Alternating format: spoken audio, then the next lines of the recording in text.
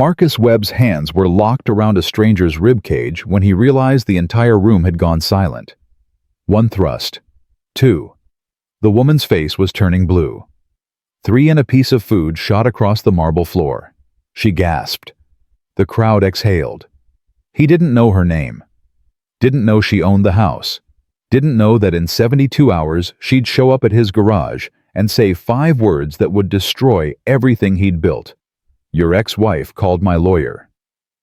But before we get there, you need to understand how a single father with grease under his fingernails ended up saving the life of one of Atlanta's richest women, and why that one act of courage would cost him everything he loved. Drop a comment with your city so I can see how far this story travels. You won't believe what happens next. Marcus Webb had learned 3 things in 42 years of life. First, nobody gives you nothing for free. Second, when you're a black man in a room full of money, you're either serving it or asking for it. Third, and most important, keep your head down, do your job, and get home to your son. That's what he told himself as he balanced a tray of champagne flutes through the crowd at the Buckhead estate. The house was the kind of place you saw in magazines. Floor-to-ceiling windows, marble everything, a staircase that curved like something out of a movie. The kind of house that whispered old money, even though most of the guests had made theirs in the last decade. Troy had called him 2 days ago. I need a favor, man. What kind of favor? The paying kind. $200 for 4 hours, just serving drinks at some fundraiser in Buckhead. Marcus had $43 in his checking account. Jordan needed new cleats. The power bill was due Thursday. I'll be there. Now he was here weaving through conversations about hedge funds and summer homes in Hilton Head, trying not to make eye contact.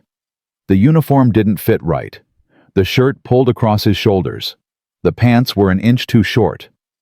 But nobody noticed. That was the thing about being help. You were invisible until they needed something. Through the window he could see Jordan on the patio. 8 years old, headphones on, bent over his math homework like it was the most important thing in the world. Marcus had brought him because the babysitter canceled and he couldn't afford to turn down $200. Jordan understood. He always understood. Excuse me. A woman's voice. Marcus turned. She was white, maybe 60 diamonds at her throat. Could you bring more of those little crab things? Yes, ma'am. He headed toward the kitchen. Troy was there pulling a tray of stuffed mushrooms from the oven. You good? Troy asked. Yeah, just keeping my head down. Smart. These people tip like it's still 1985, but the base pays solid.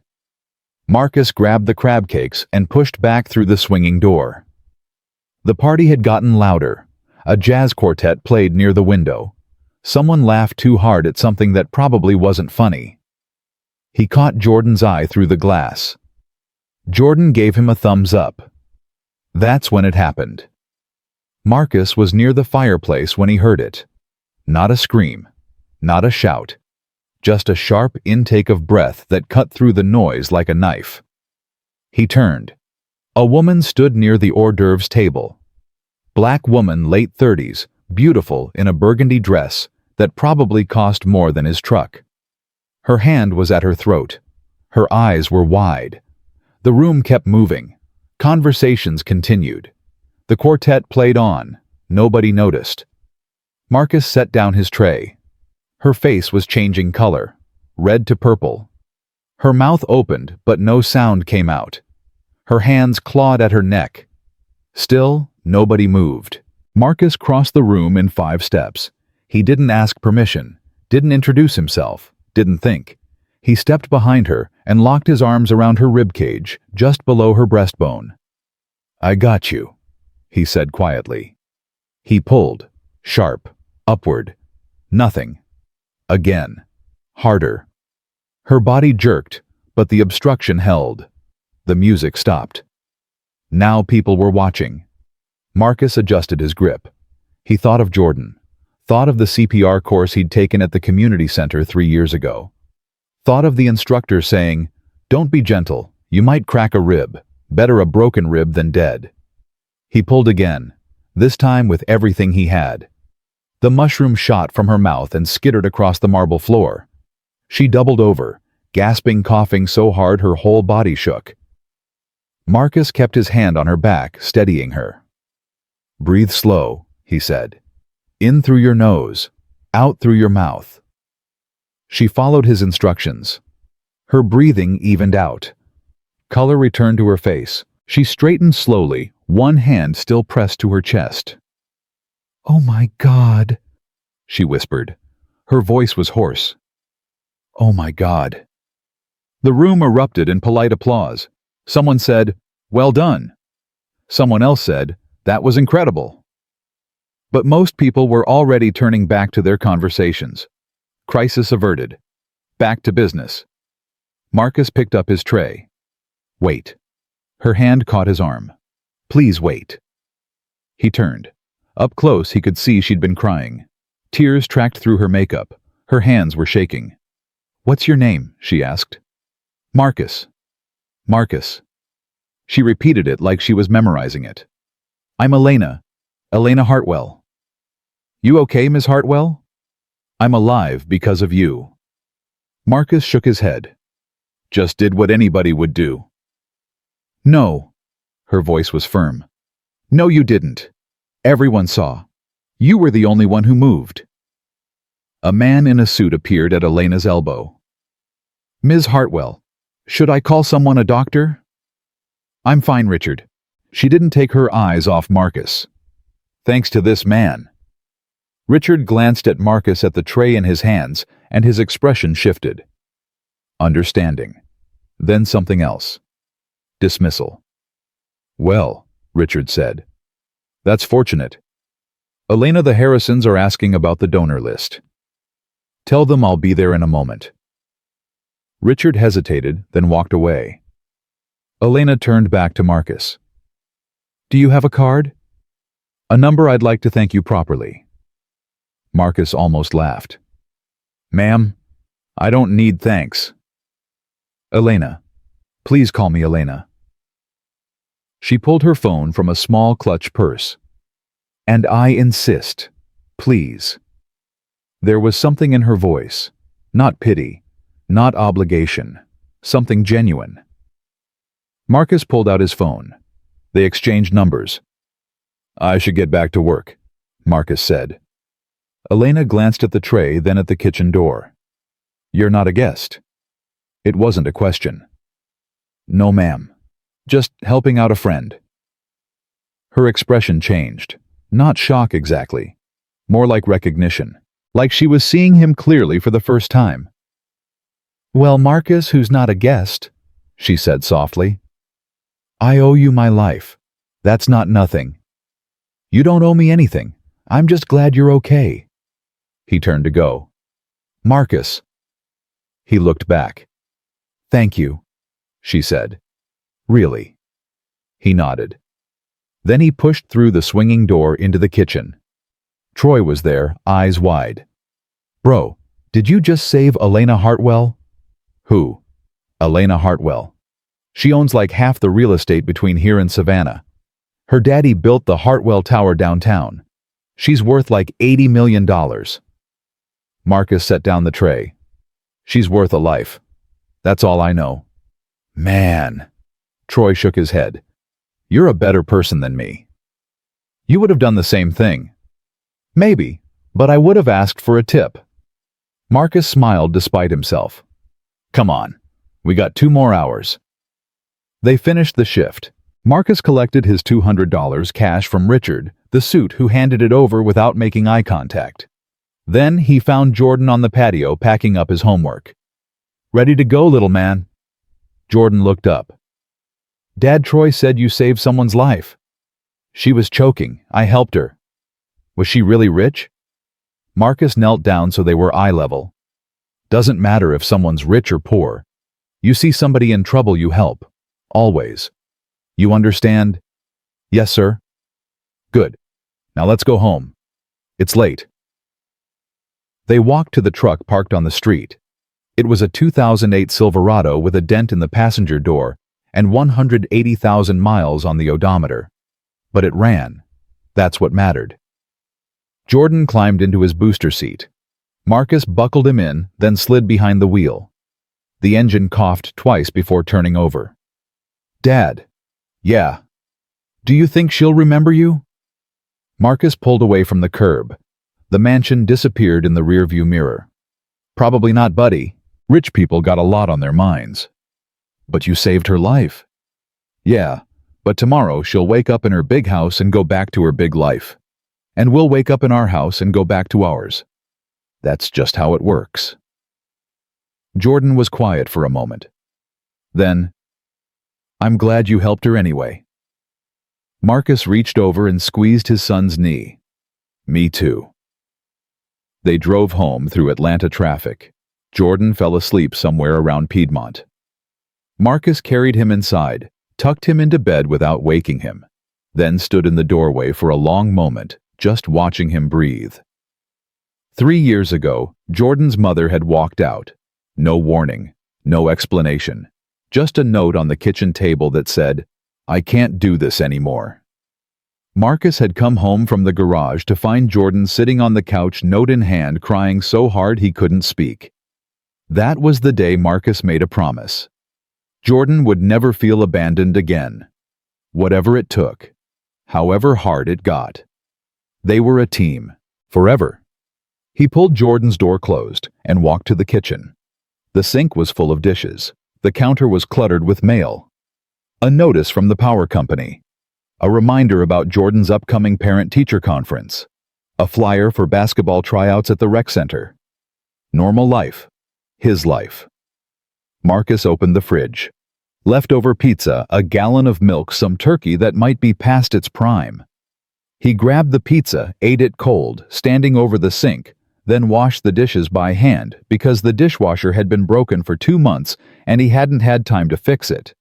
His phone buzzed. Text message. Unknown number. "Hi, Marcus. This is Elena from tonight. I can't stop thinking about what you did. Would you have time for coffee this week? I'd really like to thank you properly." Marcus stared at the message. He should ignore it. He knew he should ignore it. Rich white woman wants to ease her conscience by buying the help a latte. He'd seen this movie before, but something stopped him from deleting it. Maybe it was the way she'd looked at him. Not through him. At him. Like he was a person who mattered. He set the phone down without responding. Tomorrow was Monday. He had 6 cars lined up at the garage. Jordan had soccer practice at 4. There was no room in his life for coffee with a billionaire. But that night, before he fell asleep on the couch with the TV still on, Marcus thought about her hands shaking, her voice when she said, "I'm alive because of you."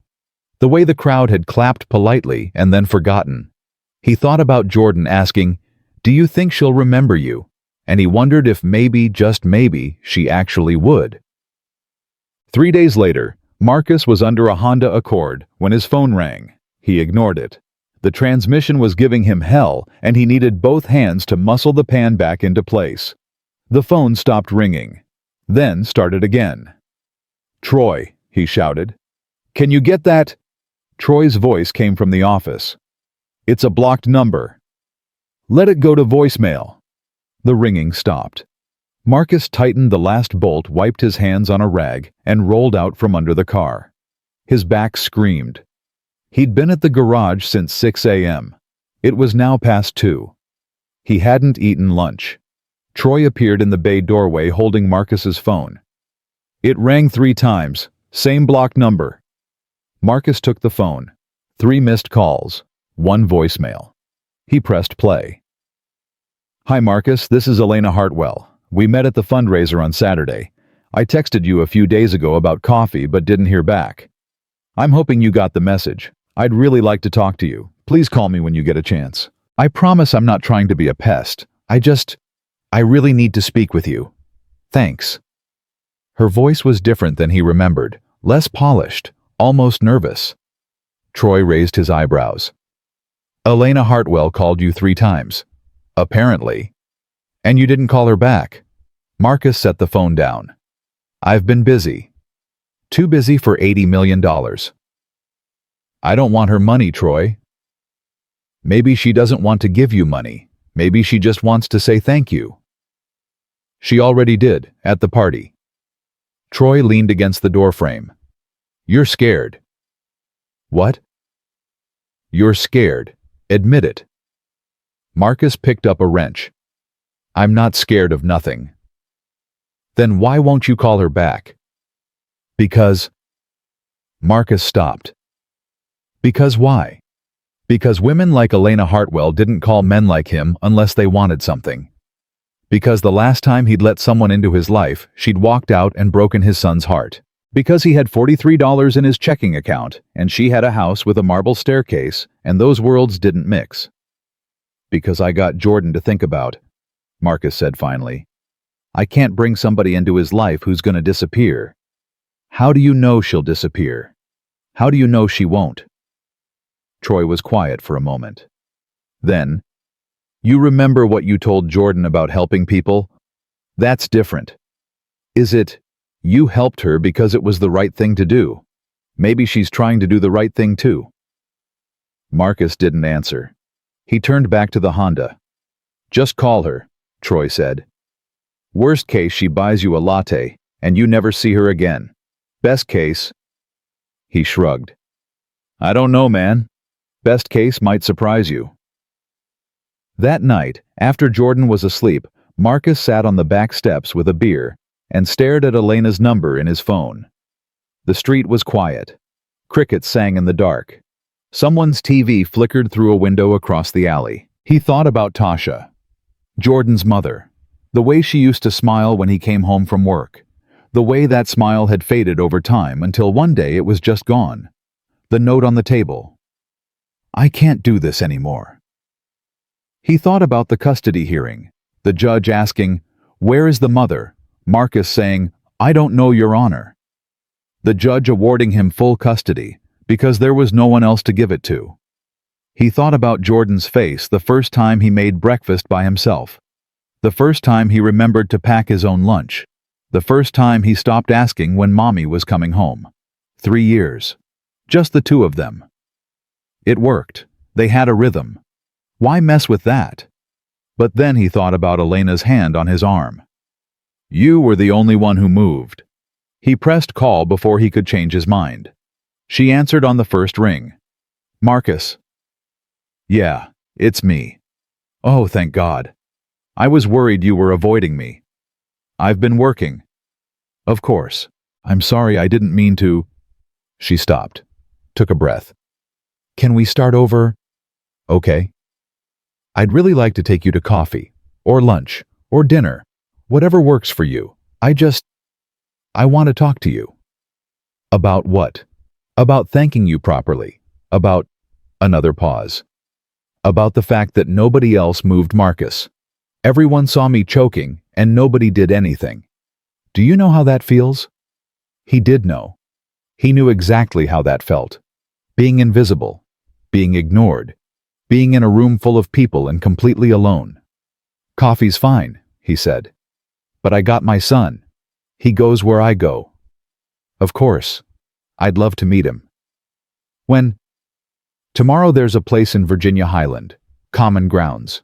Do you know it? I'll find it. Noon. Noon. He could hear her smile through the phone. Thank you, Marcus. Really.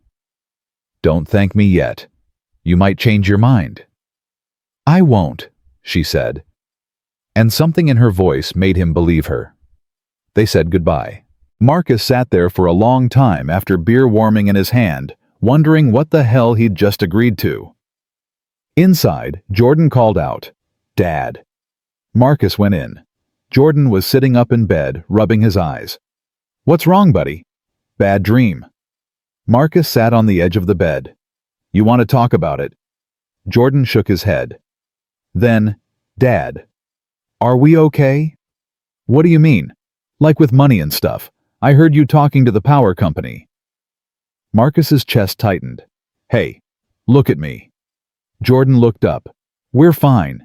You don't need to worry about grown-up stuff. Okay? That's my job. Your job is school and soccer and being 8 years old. But what if? No what ifs. We're a team. Remember, and teams take care of each other." Jordan nodded, but Marcus could see the worry still there.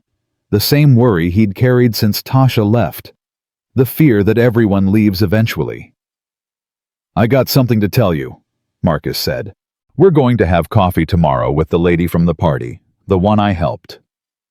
"Really? Really? She wants to say thank you." "Is she nice?" "I think so, but you'll have to tell me what you think." Jordan smiled. A real smile this time. "Okay." Marcus tucked him back in. "Get some sleep. Big day tomorrow." He walked back to the kitchen, washed his beer bottle, checked the locks, turned off the lights, stood in the dark for a moment listening to the house settle. Tomorrow he'd take his son to meet a billionaire. Tomorrow everything might change. Or tomorrow might be just another day. Either way he'd be ready. Because that's what fathers do. They show up. They protect. They keep their promises. No matter what. Common Grounds sat on a corner lot where Virginia Highland met the old rail line. Marcus pulled into a spot across the street and cut the engine. Jordan was already unbuckling his seatbelt. "Hold up," Marcus said. "What do we remember?" Jordan sighed the way only an 8-year-old could. "Be polite. Use my manners. Don't interrupt. And don't ask for stuff." "Good man." Marcus squeezed his shoulder. "Let's go." They crossed the street together. Through the window, Marcus could see her already sitting at a corner table. Elena wore jeans and a white t-shirt, her hair pulled back in a ponytail. No jewelry, no makeup that he could see. She looked nervous. The bell above the door chimed when they walked in. Elena stood immediately, knocking her water glass and catching it before it tipped. "Hi," she said. "You came." "Said I would." Her eyes moved to Jordan. "And you must be Jordan." Jordan looked up at Marcus, who nodded. "Yes, ma'am." Elena smiled. "Your dad told me you like soccer." "I play midfielder. That's the person who runs a lot, right?" Jordan grinned. "That's everybody. But yeah." They sat down. A waitress appeared with menus. Elena ordered coffee. Marcus did the same. Jordan asked for hot chocolate. "With whipped cream?" the waitress asked. Jordan looked at Marcus again. Marcus nodded. "Yes, please," Jordan said. When the waitress left, silence settled over the table. Elena folded her hands, unfolded them, picked up her napkin and set it back down. "I'm not good at this," she said finally. "At what?" Marcus asked. "At being normal. I spend most of my time in boardrooms with people who want things from me. This is," she gestured vaguely, "different. We don't want nothing from you." "I know, that's why I called." The drinks arrived. Jordan immediately went for the whipped cream, getting some on his nose. Elena laughed. A real laugh, not the polite kind. Jordan wiped his face with his sleeve and laughed too. "So," Elena said, turning to Jordan, "your dad's a hero." Jordan nodded seriously. "He is. He saved you." "He did. Has he always been like that? The kind of person who helps people?" "Yeah. Last year there was a car accident on our street, and Dad ran out in his pajamas to help. He got a lady out before the ambulance came." Elena looked at Marcus. "You didn't mention that." Marcus shrugged. "Wasn't a big deal." "It was to her, I bet." "Maybe." Elena leaned back in her chair. "Can I ask you something? And you can tell me if I'm out of line." "Shoot." "Why did you almost not call me back?" Jordan looked between them, sensing something adult happening. Marcus took a sip of coffee, buying time. "Because I figured you wanted to write a check or something. Make yourself feel better. And I don't need that." "What if I didn't want to write a check?" "Then what did you want?" Elena's fingers traced the rim of her mug. "Honestly, I wanted to sit across from someone who looked at me like a person. Not a bank account, not a business opportunity, just a person." "You got a whole party full of people at that house?" "I had a room full of people who wanted something. My money, my name, my connections. But when I was dying in front of them, they stood there and watched. You know what that teaches you? That you're only valuable for what you can give, not for who you are. Jordan's eyes were wide. That's sad. Elena smiled at him. It is pretty sad, isn't it? Why do you hang out with those people then? Jordan, Marcus warned. No, it's okay. Elena turned to Jordan fully. That's a really good question. The truth is, I don't know anymore. I used to think it mattered. The business, the money, all of it. But lately, she trailed off. Lately what? Jordan asked. Lately I've been wondering what the point is if you can't have a hot chocolate with a kid who asks good questions. Jordan beamed. They talked for an hour. Elena asked about Jordan's school, his favorite subjects, his soccer team. Jordan told her about his friend Marcus, who could do a backflip, about his teacher Mrs. Patterson, who made them do times tables every morning, about how he wanted to be a mechanic like his dad when he grew up. Why a mechanic? Elena asked. Because Dad fixes things that are broken. He makes stuff work again. That's important. Elena's eyes got shiny. She looked at Marcus. He's right. That is important. It's just cars, Marcus said. It's not just cars. Elena leaned forward. You fix things.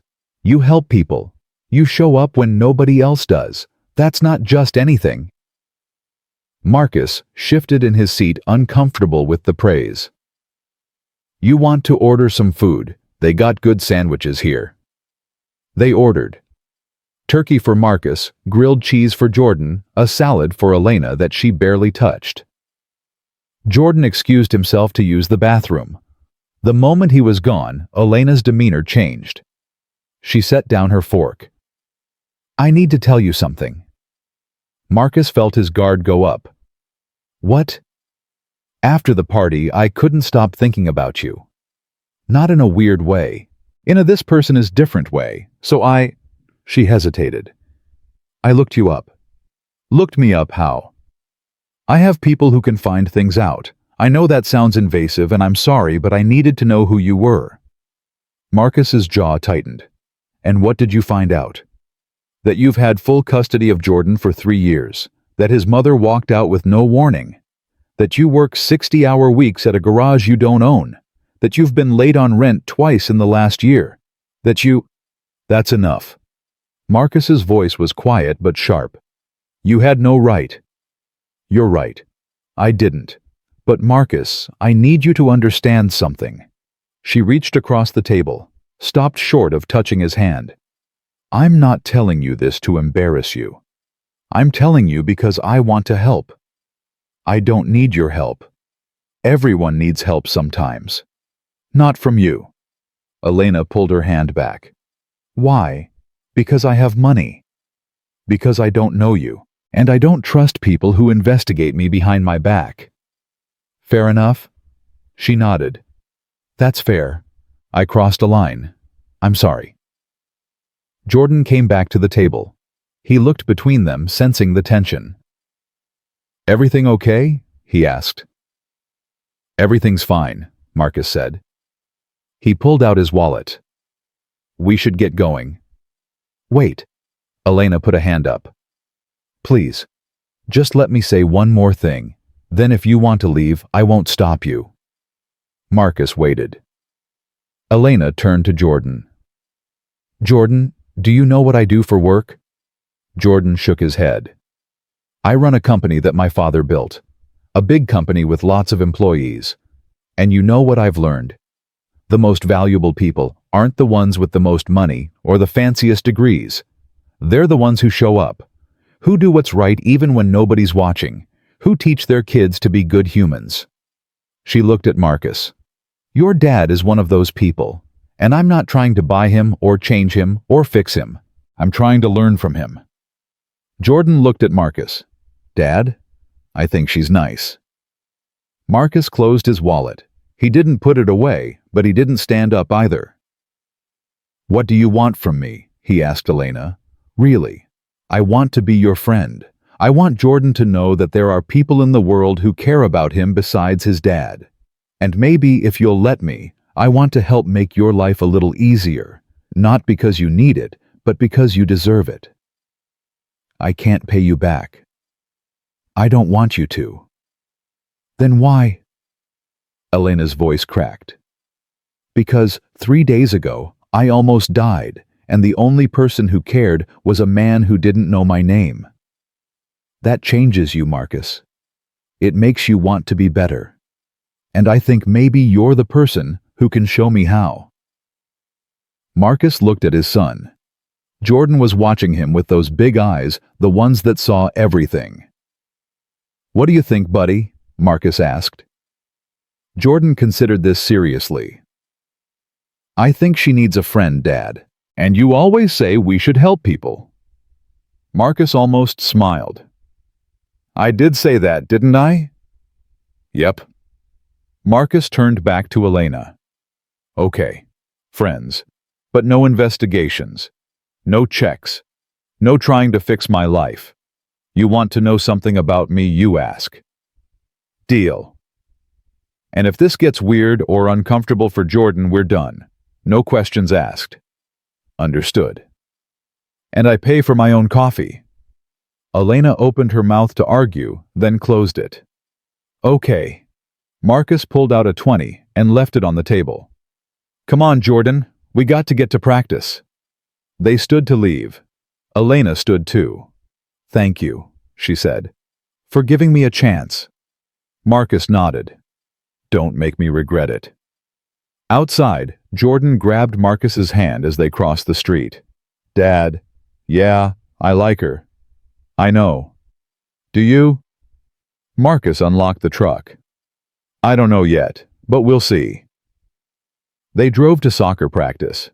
Jordan ran onto the field with his team. Marcus sat in the bleachers with the other parents, most of whom he knew by sight, but not by name. His phone buzzed. Text from Elena. Thank you again for today. If you're ever free, I'd love to do it again. No pressure. Marcus stared at the message. Every instinct told him to keep his distance. Rich people were rich for a reason. They took more than they gave. They used people up and moved on. But then, he thought about the way she'd looked at Jordan. The way she'd apologized when she crossed a line. The way her voice had cracked when she said, "The only person who cared was a man who didn't know my name." Maybe she was different. Or maybe she was just lonely. Either way, he'd said yes to being friends. Might as well see where it went. He texted back, Jordan has a game Saturday at 10. You're welcome to come if you want. 3 dots appeared immediately. Then, I'll be there. Marcus put his phone away. On the field, Jordan scored a goal. The other kids cheered. Jordan looked up at the bleachers, found Marcus, and waved. Marcus waved back. Whatever happened with Elena Jordan came first. Always. That was the promise. That was the rule. That was everything. Practice ended. They stopped at Wendy's for dinner because Marcus was too tired to cook. Jordan got a kid's meal and spent the drive home playing with the toy. Marcus watched him in the rearview mirror and felt that familiar ache in his chest. The one that said, I'm doing my best, but is it enough? At home, Jordan did his homework at the kitchen table while Marcus folded laundry. The TV played in the background some cooking show neither of them watched. The dishwasher, still broken, sat empty and mocking. Dad, Jordan said without looking up from his math worksheet. Yeah, buddy. If Ms. Elena becomes our friend, does that mean she's like family? Marcus stopped folding. What makes you ask that?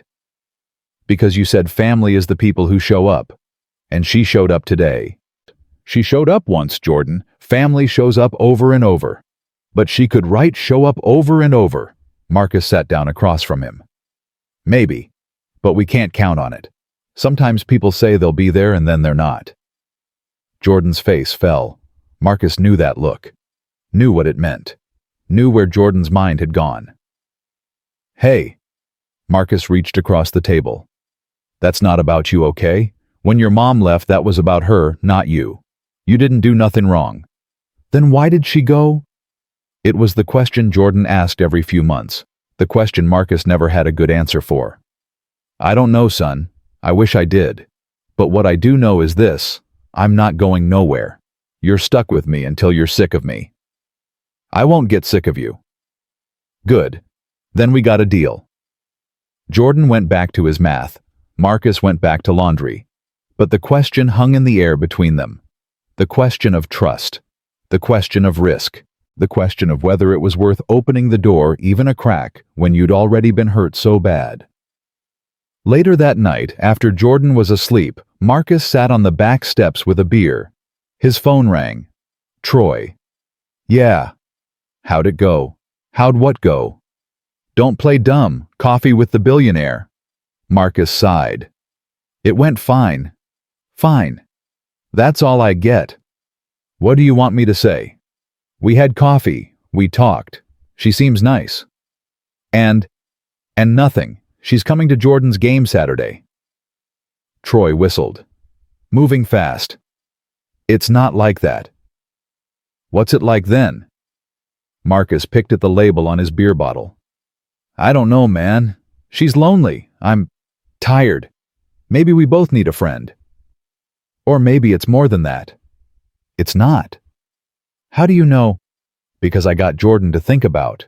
I can't bring a woman into his life who's gonna leave. He's been through enough. Has it occurred to you that maybe she's not gonna leave? Has it occurred to you that everybody leaves eventually? Silence on the other end. Then, not everybody, Marcus. I'm still here. Jordan's still there. You got people who stay. That's different. Why? Because she's rich. Because she's white. Because I don't know her, Troy. And I can't risk my son's heart on a stranger. Then get to know her. Give her a chance to be something other than a stranger.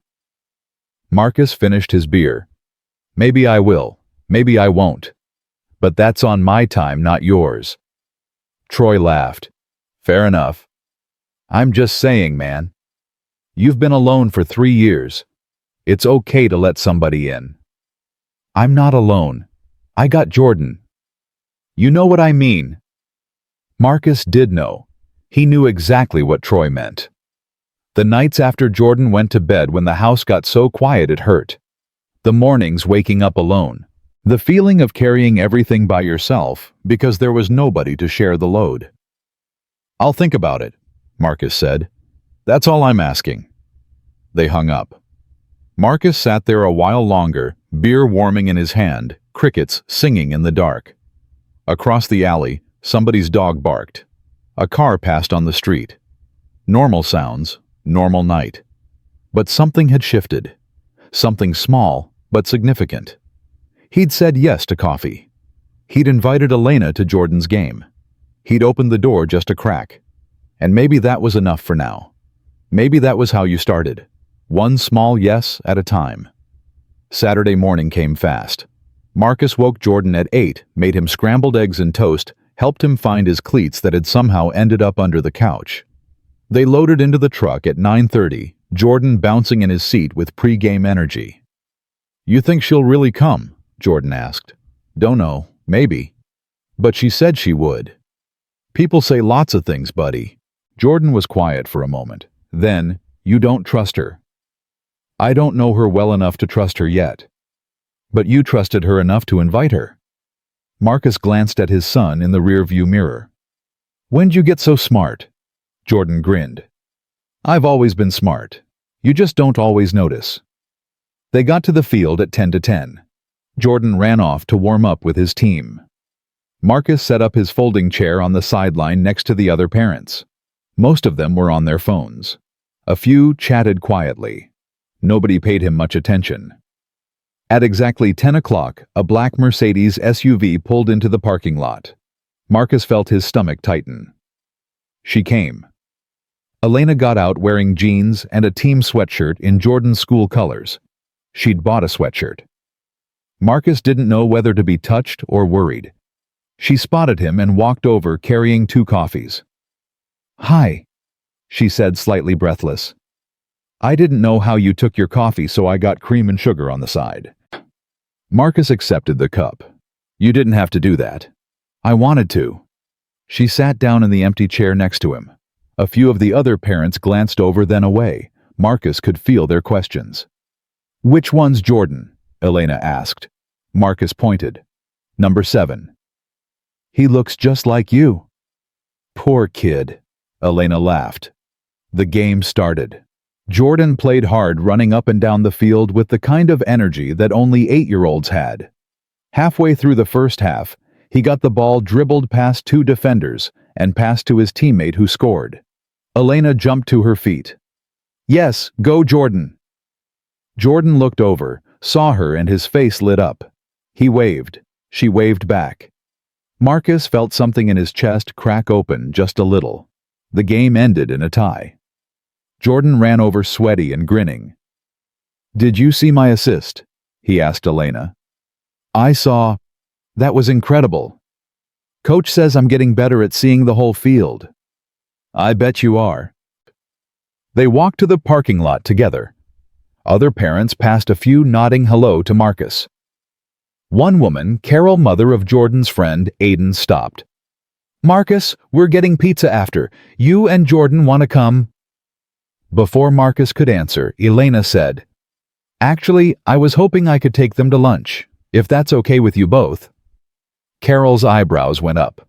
"Oh, sure, of course." She looked between Elena and Marcus, clearly wondering who this woman was. "Another time, then." She walked away. Marcus turned to Elena. "You don't have to do that." "I know, but I'd like to. Please, there's a place I think Jordan would love." Jordan tugged Marcus's sleeve. "Can we, Dad?"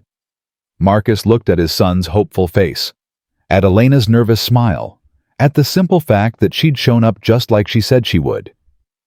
"Yeah," he said. "We can." Elena's face transformed. "Great.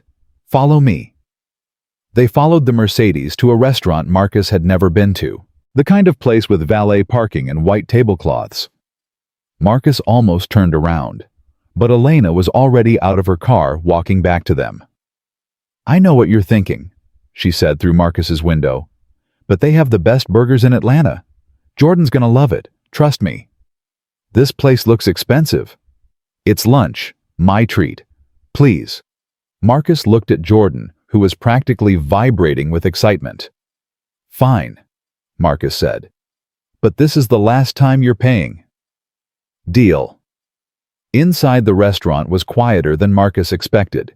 Jazz played softly. The hostess greeted Elena by name. "Ms. Hartwell, your usual table, please." They were led to a booth in the back. Menus appeared.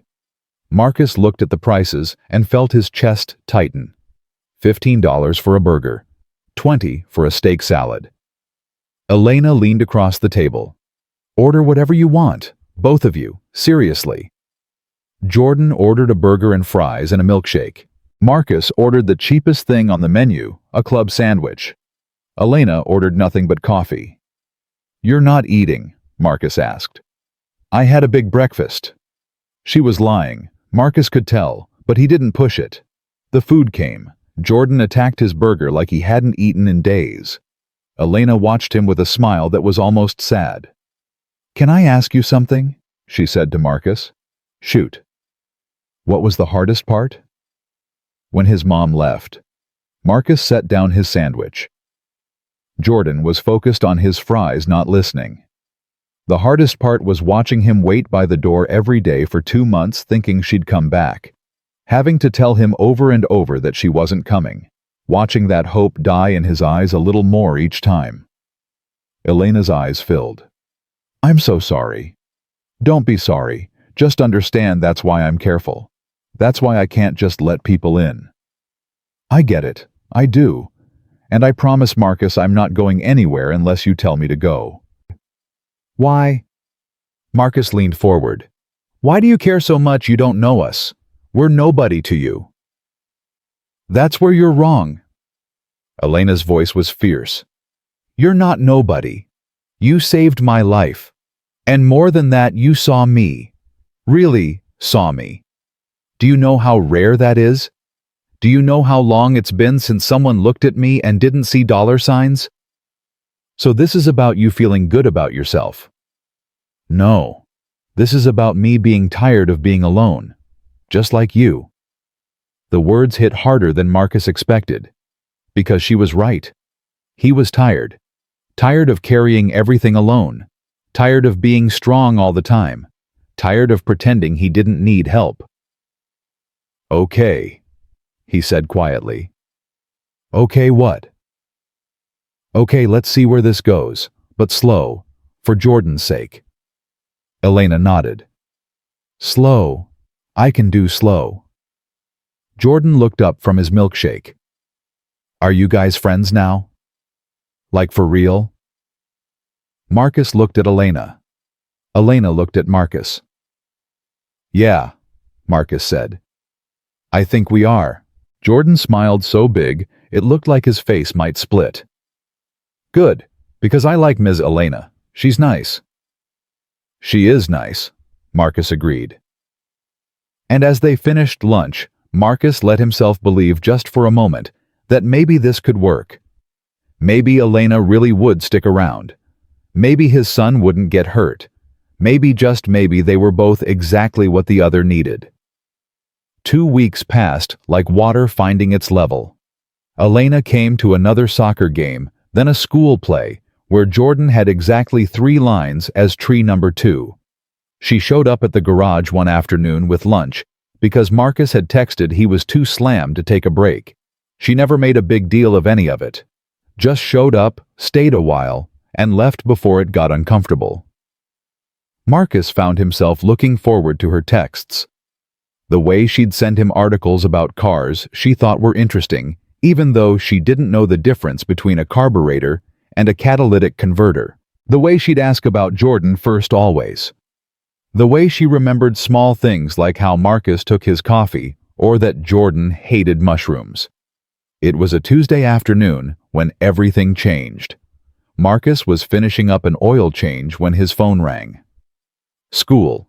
His stomach dropped. School never called unless something was wrong. "Mr. Webb, this is Principal Martinez. I need you to come pick up Jordan." "What happened? Is he hurt?" "He's fine physically, but there was an incident. We need to discuss it in person." Marcus wiped his hands, told Troy he had to go, and drove to the school doing 15 over the speed limit the whole way. His mind spun through possibilities. Fight, injury, something worse. He found Jordan sitting outside the principal's office, knees pulled to his chest, eyes red from crying. Marcus dropped to his knees in front of him. "Hey, look at me. What happened?" Jordan shook his head, wouldn't meet his eyes. Principal Martinez opened her door. "Mr. Webb, please come in." "Jordan, you wait here." Marcus followed her into the office. She closed the door and gestured to a chair. Marcus stayed standing. "What happened to my son?" "There was an altercation at lunch. Another student, Tyler Morrison, made some comments about Jordan's mother, about her not being around. Jordan pushed him. Tyler fell and hit his head on the table. He's fine, just a bump, but Jordan's behavior was unacceptable." Marcus felt heat rise in his chest. "What did Tyler say exactly?" "That's not really." "What did he say?" Principal Martinez sighed. "He said Jordan's mother didn't want him, that she left because he was too much trouble. Jordan pushed him and then tried to hit him before teachers intervened."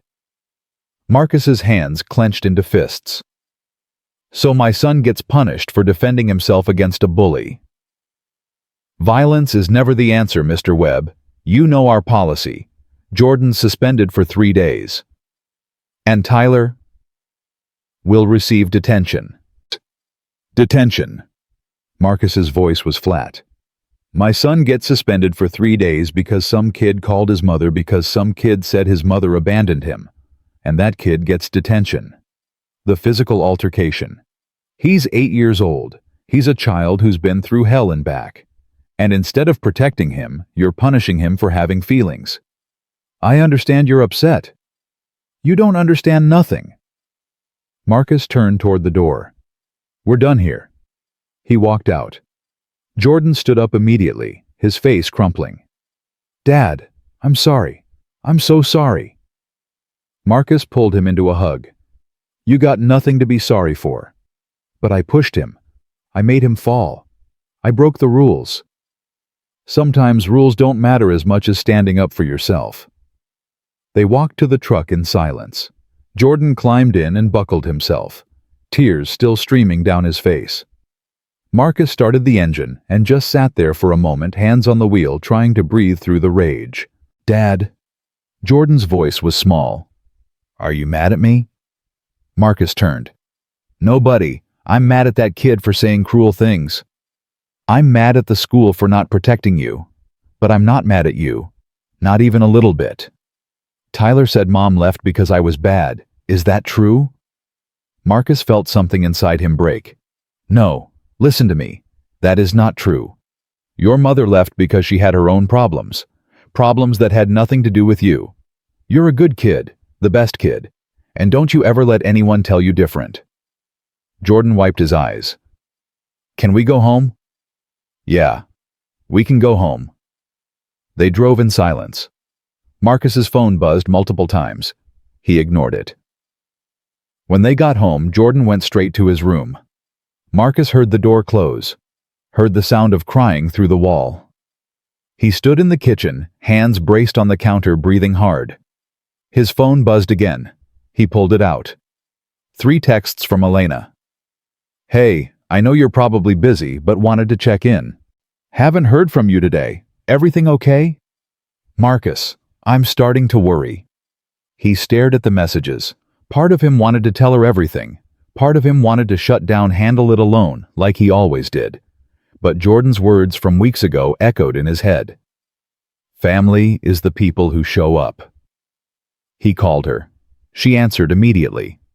Marcus, what's wrong? How do you know something's wrong? Because you never call during the day. Talk to me. So he did.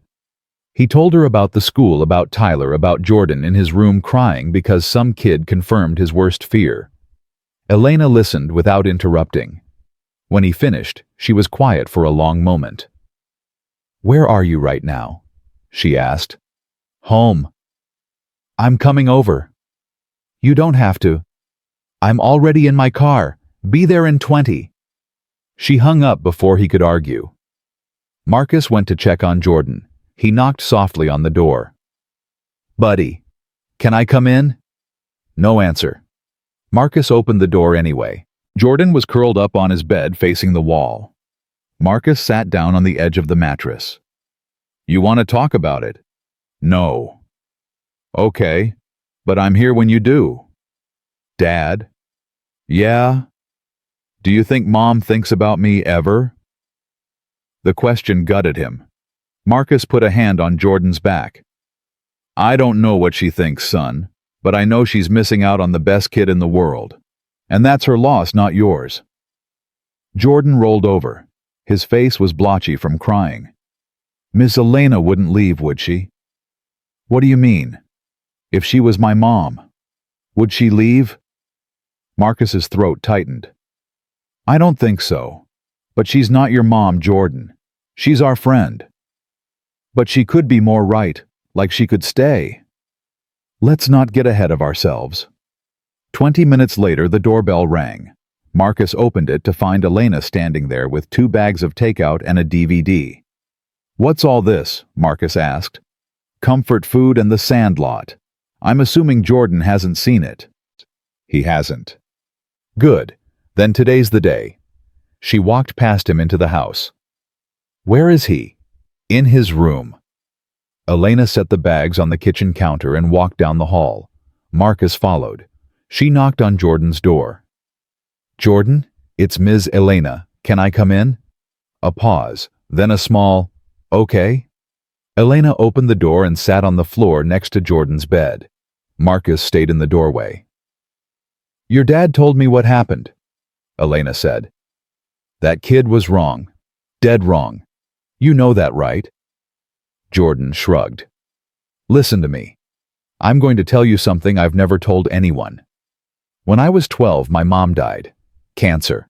And for years after, kids at school would say things, mean things. about how she probably left because she was tired of me, about how I must have been a bad daughter. Jordan sat up looking at her with wet eyes. Really? Really? And I believed them for a long time. I thought maybe if I'd been better, smarter, prettier, she wouldn't have gotten sick. But you know what I learned? What? That people say cruel things when they don't understand pain. And that sometimes the people who leave aren't leaving because of us. They're leaving because of something broken inside them that we can't fix. Jordan wiped his nose. Did you ever push anyone? Elena smiled. I did worse. I put gum in Ashley Henderson's hair. She had to cut it all off. Jordan's eyes widened. Really? Really? My dad was so mad. But you know what he said after he calmed down? He said, Elena, you can't hit people or hurt them. But you also don't have to take their cruelty. You stand tall and you remember who you are. What if I don't know who I am? Elena reached up and touched his hand.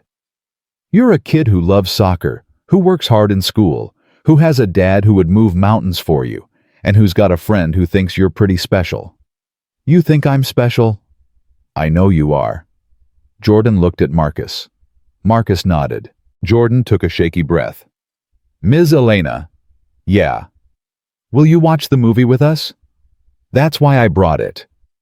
They ended up on the couch, Jordan in the middle, a bag of popcorn balanced between them. Elena had brought Thai food, which Jordan had never tried before, and after some skeptical sniffing, he decided the pad Thai was pretty good, actually.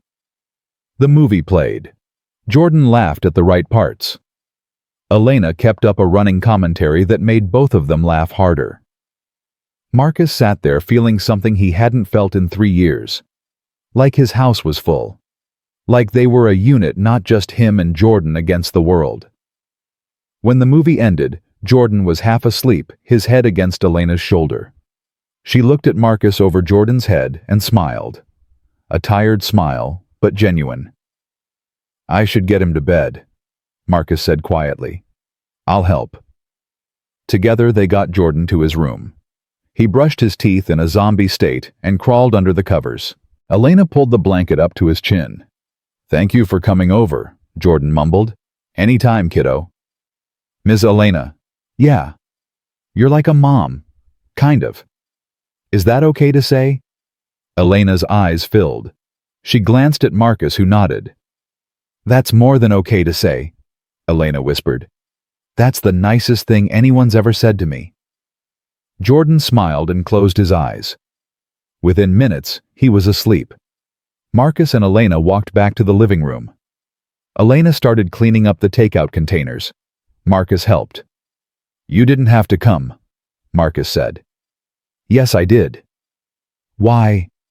Elena turned to face him. Because you called me. Because Jordan needed help. Because this is what friends do, Marcus. They show up. It's more than that, though, isn't it? What do you mean? Marcus set down the container he was holding. I mean, you're not just showing up as a friend anymore, and I need to know what this is, for Jordan's sake. Elena was quiet for a long moment. What do you want it to be? I asked you first. She laughed, but it was shaky. Okay, fair. The truth is, I don't know what this is. I just know that when you called today, I dropped everything to be here. I know that I think about you and Jordan constantly. I know that I'm happier when I'm with you both than I've been in years. Does that scare you? Terrifies me. Why? Because Jordan's already attached. Because if you leave, it'll break him. And I can't let that happen again. I'm not going to leave. You don't know that. Nobody knows that. Elena stepped closer. You're right. I can't promise I'll never leave. Life happens. People die. Things change. But what I can promise is that I won't walk away. I won't disappear without a word. I won't abandon either of you. That's a promise I can keep. Marcus wanted to believe her. Wanted it so badly it hurt. What do you want from us? He asked. Really? I want to be part of your lives. I want to come to soccer games and school plays. I want to bring dinner when you're too tired to cook. I want Jordan to know he's got someone besides you who cares. And I want you to know that you don't have to do this alone anymore. And if I can't give you what you need, I'm not rich. I work 60 hours a week. I got a kid who comes first always. I don't need you to be rich, Marcus. I have money. What I don't have is this. She gestured around the small living room. This warmth, this realness, this feeling like I matter for who I am, not what I have. You've given me that. Both of you. Marcus ran a hand over his face. This is crazy. We barely know each other. Then let's get to know each other. No rush, no pressure. Just, let's see where it goes. He looked at her standing in his living room, this woman who'd shown up over and over, who'd held his son while he cried, who looked at him like he was worth something. Okay, he said, but slow. And if Jordan shows any signs this is hurting him, then we stop. I get it. She picked up her purse. Marcus walked her to the door. Thank you, he said, for today, for everything. Thank you for calling me, for letting me in. She started to leave, then turned back. Before Marcus could react, she kissed him. Just a brief press of lips, soft and tentative. Then she pulled away, eyes wide. I'm sorry. I shouldn't have. Marcus pulled her back and kissed her properly. She made a small sound of surprise, then melted into him. When they broke apart, they were both breathing hard. So? Elena said. That happened. Yeah.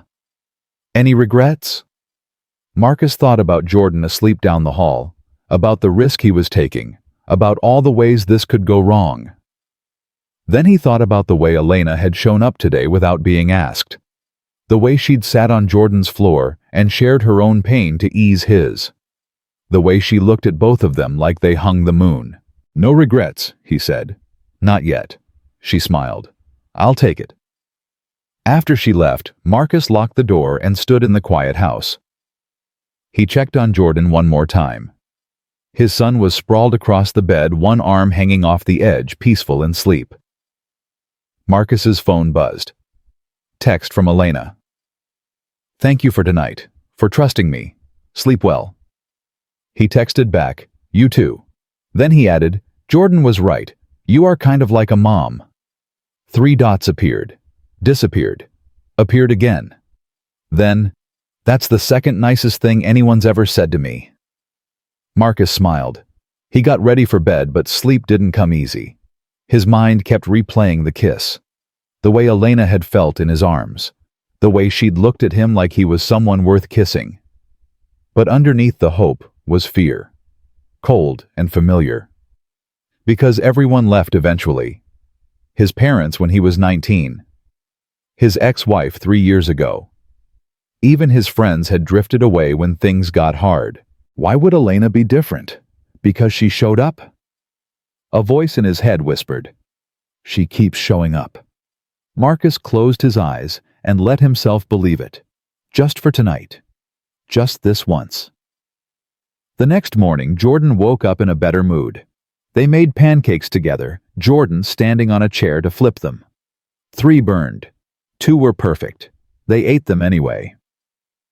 Dad, Jordan said through a mouthful of syrup. Don't talk with your mouth full. Jordan swallowed. Is Ms. Elena your girlfriend? Marcus nearly dropped his fork. What makes you ask that? Because she was here late. And she brought food. And you smiled a lot. Did I? Yeah. You don't smile like that usually. Marcus set down his fork. How would you feel if she was my girlfriend? Jordan thought about this seriously. Would she come around more? Probably. Would she leave like Mom did? I don't think so. But buddy, I can't promise. I know, nobody can promise. But I think she's different, and I think you should try. When did you get so wise? Jordan grinned. I told you, I've always been wise. Marcus's phone rang. Unknown number. He answered. Is this Marcus Webb? Who's asking? My name is Jennifer Morrison. I'm Tyler's mother. Marcus's jaw tightened. What can I do for you? I wanted to apologize for what my son said to Jordan. I had a long talk with Tyler last night and he told me the truth. What he said was cruel and uncalled for. I'm so sorry. Marcus blinked, caught off guard. I appreciate that. I'm also calling to let you know that I spoke with Principal Martinez. I insisted Tyler be suspended as well. What he did was bullying and he needs to face consequences. She agreed. Thank you. Really. Jordan sounds like a good kid. Tyler's just been acting out since his father and I separated. Not an excuse, just context. Anyway, I hope Jordan's okay. He will be. Good. Again, I'm very sorry. She hung up. Marcus stood there holding the phone, processing. Jordan looked up at him. Who is that? Tyler's mom. She apologized. Really? Really? Does that mean Tyler's in trouble? Yep. Jordan considered this. Good, he should be. That afternoon, Elena texted. How's Jordan? Better. Tyler's mom called to apologize. That's good. Listen, I have something to ask. No pressure to say yes. What? My company's having a charity event next weekend. Gala type thing. I know it's not your scene, but I was wondering if you'd come. As my date, if you're comfortable with that. Marcus stared at the message. A gala. Rich people in expensive clothes talking about things he didn't understand. Everything in him wanted to say no. But then he thought about Elena showing up yesterday. About her sitting on Jordan's floor. About the kiss. She'd stepped into his world. Maybe it was time he stepped into hers. What do I wear? He texted back. Suit and tie. I'll send details. Thank you, Marcus. This means a lot. What about Jordan? Troy already offered to watch him. I may have texted him earlier to ask. Marcus couldn't help but smile. You're sneaky. I prefer to think of it as prepared.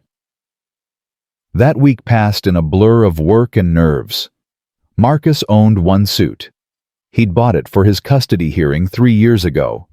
It still fit, but barely. Troy insisted on taking him shopping. Bro, you can't show up to a gala in a suit from Men's Warehouse. Why not? Because Elena's people will eat you alive. You need armor. They ended up at a department store where everything cost more than Marcus's truck payment. Troy pulled suit after suit, holding them up, shaking his head. This is crazy, Marcus said. I can't afford any of this. Consider it an investment. How often does a man like you get to date a billionaire? We're not dating. We're just seeing where it goes. Troy raised an eyebrow. You kissed her, didn't you? How did you? Because you got that look. That I'm in trouble look. Marcus grabbed a navy suit off the rack. This one's fine. It's perfect. Try it on. The suit fit like it was made for him. Troy whistled when Marcus came out of the dressing room. Now that's what I'm talking about. Elena's not gonna know what hit her. Marcus looked at himself in the mirror. He looked different. Older. More serious. Like someone who could stand next to a billionaire and not look out of place. He bought the suit. It cost $300. He tried not to think about how many oil changes that was. Saturday evening came too fast. Marcus dropped Jordan at Troy's, then went home to get ready. He showered, shaved, put on the new suit, stared at himself in the mirror, and felt like an imposter. His phone buzzed. Elena. Car's outside. You ready? Marcus looked at his reflection one more time. No, he wasn't ready. But he was going anyway. Ready, he texted back. He walked outside to find a black town car waiting. The driver opened the door. Marcus slid in to find Elena sitting there in a black dress that made his breath catch. Wow, he said. She smiled. Right back at you. You clean up nice, Marcus Webb. I feel like I'm playing dress up. You look like you belong, trust me. The car pulled away. Marcus watched his neighborhood disappear through the window. watched it get replaced by bigger houses, wider streets, more space between buildings. By the time they arrived at the hotel, he felt like he'd traveled to a different country. The ballroom was everything he'd feared. Crystal chandeliers, women in gowns that cost more than his yearly salary, men in tuxedos talking about hedge funds and market corrections.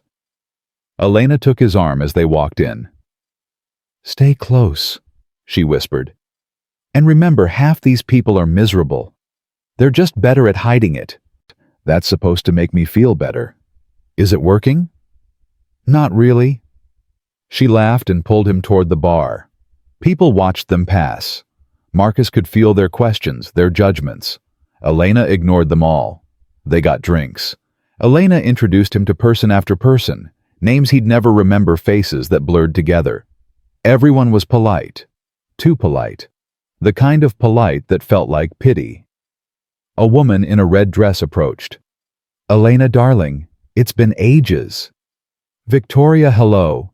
This is Marcus." "Marcus, this is Victoria Hammond. She runs Hammond Publishing." Victoria's eyes swept over Marcus. "How do you two know each other?" "He saved my life," Elena said simply. "How dramatic. What do you do, Marcus?" "I'm a mechanic." The pause was microscopic, but there. "How interesting. Well, I should go find my husband. Lovely to meet you." She walked away. Marcus's jaw tightened. "Don't," Elena said. "Don't what?" "Don't let people like that get to you. She's been miserable since her husband cheated on her with their maid. Her opinion doesn't matter." "Everyone here thinks I don't belong." "I don't think that. And I'm the only person here whose opinion matters to you." "Right." Marcus looked at her, at the fierce determination in her eyes, at the way she held his arm like she was proud to be standing next to him. "Right," he said. The evening dragged.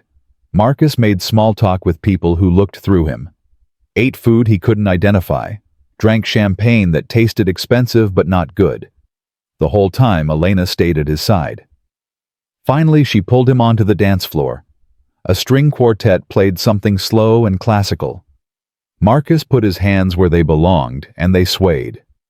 "Thank you," Elena said quietly, "for coming, for trying. This is your world." "No, this is my job. My world is a lot smaller than this, and you're in it." Before Marcus could respond, a man tapped his shoulder. "Mind if I cut in?" Marcus stepped back. The man was older, silver-haired, expensive suit. He took Elena's hand. "James," Elena said coldly. "This is a surprise." "Is it? I'm on the board. I'm always here." "And you always make it unpleasant." They danced. Marcus stood at the edge of the floor watching. The man said something that made Elena's face go tight. She responded, her words sharp. The man laughed. Marcus had seen enough. He stepped back onto the floor and took Elena's hand from James's grasp. "That's enough," Marcus said. James looked at him like he was an insect. "And you are." "I'm with her, and we're done here." "Elena, who is this person?" "Someone who actually respects me." "Come on, Marcus, we're leaving." They walked out together, Elena's hand tight in his. Behind them, Marcus could hear the whispers starting. Outside, the cool air hit like a blessing. "I'm sorry," Elena said. "James is my ex, kind of. We dated years ago before I realized he only wanted my money." "What did he say to you?" "That I was slumming it, that you were a project I'd get bored with." Marcus's hands clenched. "And what did you say?" "That he was a bitter old man with a small—" She smiled. "Well, let's just say I wasn't polite." Marcus laughed despite himself. "You're something else, you know that—" "Is that a good thing?" "Yeah, it's a good thing." They got in the car. Elena told the driver to take them home. Marcus's home. "You don't want to go back to your place?" Marcus asked. "No, I want to go where I feel like myself." "Is that okay?" "Yeah, that's okay." When they got to his house, Marcus unlocked the door. Elena followed him in, kicked off her heels, and collapsed on the couch. That's better. God, I hate those things. Marcus sat next to her. Why do you go if you hate it? Because it's expected. Because the charity actually helps people. Because sometimes you do things you don't want to do for the greater good. Sounds exhausting. It is. They sat in comfortable silence. Marcus's suit jacket came off. His tie loosened. Elena curled against his side like she belonged there. Marcus? Yeah. I meant what I said earlier. You're in my world, the real one. Not the one with galas and fake smiles. This, right here, this is my world. Marcus put his arm around her. Good. Because I don't think I can do another one of those events. Deal. No more galas unless absolutely necessary. What's absolutely necessary? Life or death. Literal life or death. Marcus smiled. He kissed the top of her head. She tilted her face up and kissed him properly. The kiss deepened. Time stopped. When they broke apart, Elena whispered, I should go get Jordan from Troy's. It's late. I can get him in the morning. You sure? Yeah, stay a while. So she did. They stayed on the couch talking until midnight about everything and nothing. About Elena's father who built an empire but never told her he loved her. About Marcus's parents who died too young. About dreams they'd given up and dreams they still held. Eventually, Elena fell asleep against his shoulder. Marcus watched her breathe this woman who'd walked into his life and turned it upside down. This woman who made him believe in possibilities again. He didn't wake her. Just held her and let himself imagine a future where this was normal. Where she was always here. Where they were a family. It was a dangerous thing to imagine. But for tonight, he let himself have it. Just for tonight. Morning came too fast. Marcus woke to find Elena still asleep against him, her makeup smudged, her hair falling loose from whatever fancy thing she'd done to it. She looked younger like this, more real. He shifted carefully, trying not to wake her, but her eyes opened. What time is it? She mumbled. 7:30. I need to get Jordan. I'll come with you. They drove to Troy's in Marcus's truck. Elena still wore her gala dress, which got them some looks at the red light on Peachtree. She didn't seem to care, just sat there with her hand on Marcus's knee like it was the most natural thing in the world. Troy opened the door in sweatpants and a t-shirt that said, World's Okayest Chef. His eyes went wide when he saw Elena. Did you two just... No, Marcus said quickly. We just talked. In a ball gown. It's a long story. Jordan appeared behind Troy, still in his pajamas. Dad, Ms. Elena. Did you have fun at the party? We did, Elena said. How was your sleepover? Troy let me stay up until midnight, and we watched 3 movies and ate popcorn for dinner. Marcus looked at Troy. Really? Troy shrugged. He's 8. He'll survive. They collected Jordan's things and headed home. Jordan chattered the whole way about the movies they'd watched, about how Troy had taught him to make scrambled eggs, about how he'd beaten Troy at Mario Kart twice. Elena listened with the kind of attention that made Jordan glow. At home, Elena finally changed into some of Marcus's clothes. She looked ridiculous swimming in his old Georgia Tech t-shirt and sweatpants rolled up 3 times. Jordan laughed so hard he nearly fell over. You look like a kid playing dress-up, Jordan said. I feel like it too, Elena admitted. Marcus made breakfast. Actual breakfast, not just cereal. Eggs, bacon toast. They ate at the kitchen table, Jordan still going on about his sleepover, and Marcus felt that dangerous feeling again.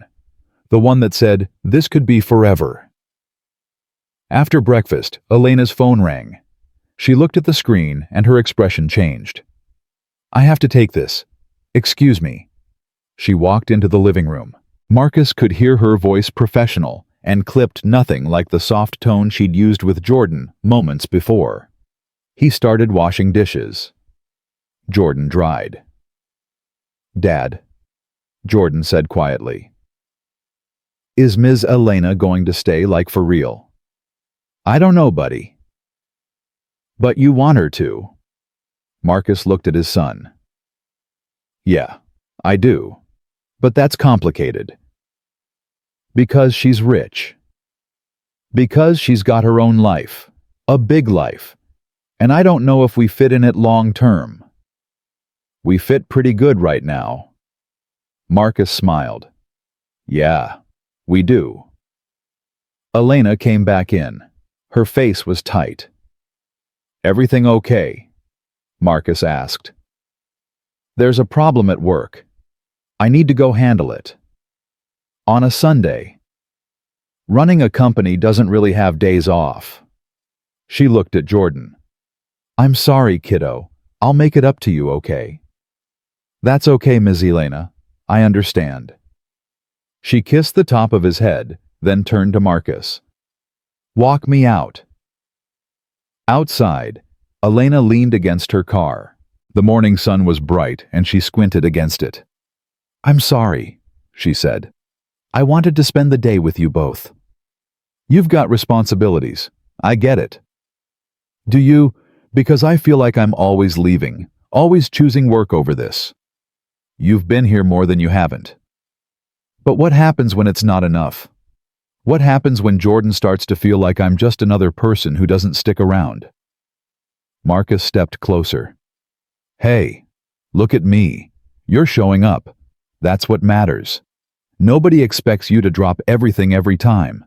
Jordan understands. I understand. I don't want to be like them. The people at the gala who only care about what's convenient. You're not. Not even close. Elena's eyes filled. I'm scared, Marcus. I'm scared I'm going to mess this up. That I'm going to hurt you both because I don't know how to balance everything. So we figure it out together. That's how it works. You don't have to have all the answers. She kissed him, quick and hard, then pulled away. I'll call you later, she said. Go handle your business. We'll be here. She drove away. Marcus stood there watching until her car disappeared around the corner.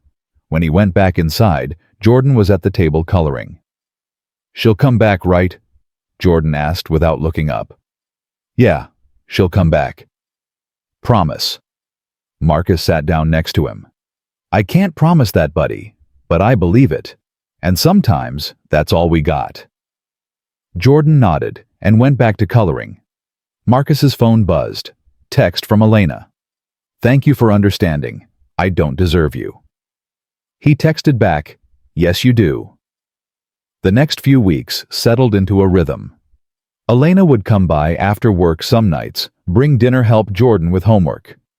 Other nights, she'd be stuck in meetings until 9 or 10 and would text apologies Marcus didn't need. Weekends were theirs when she could manage it.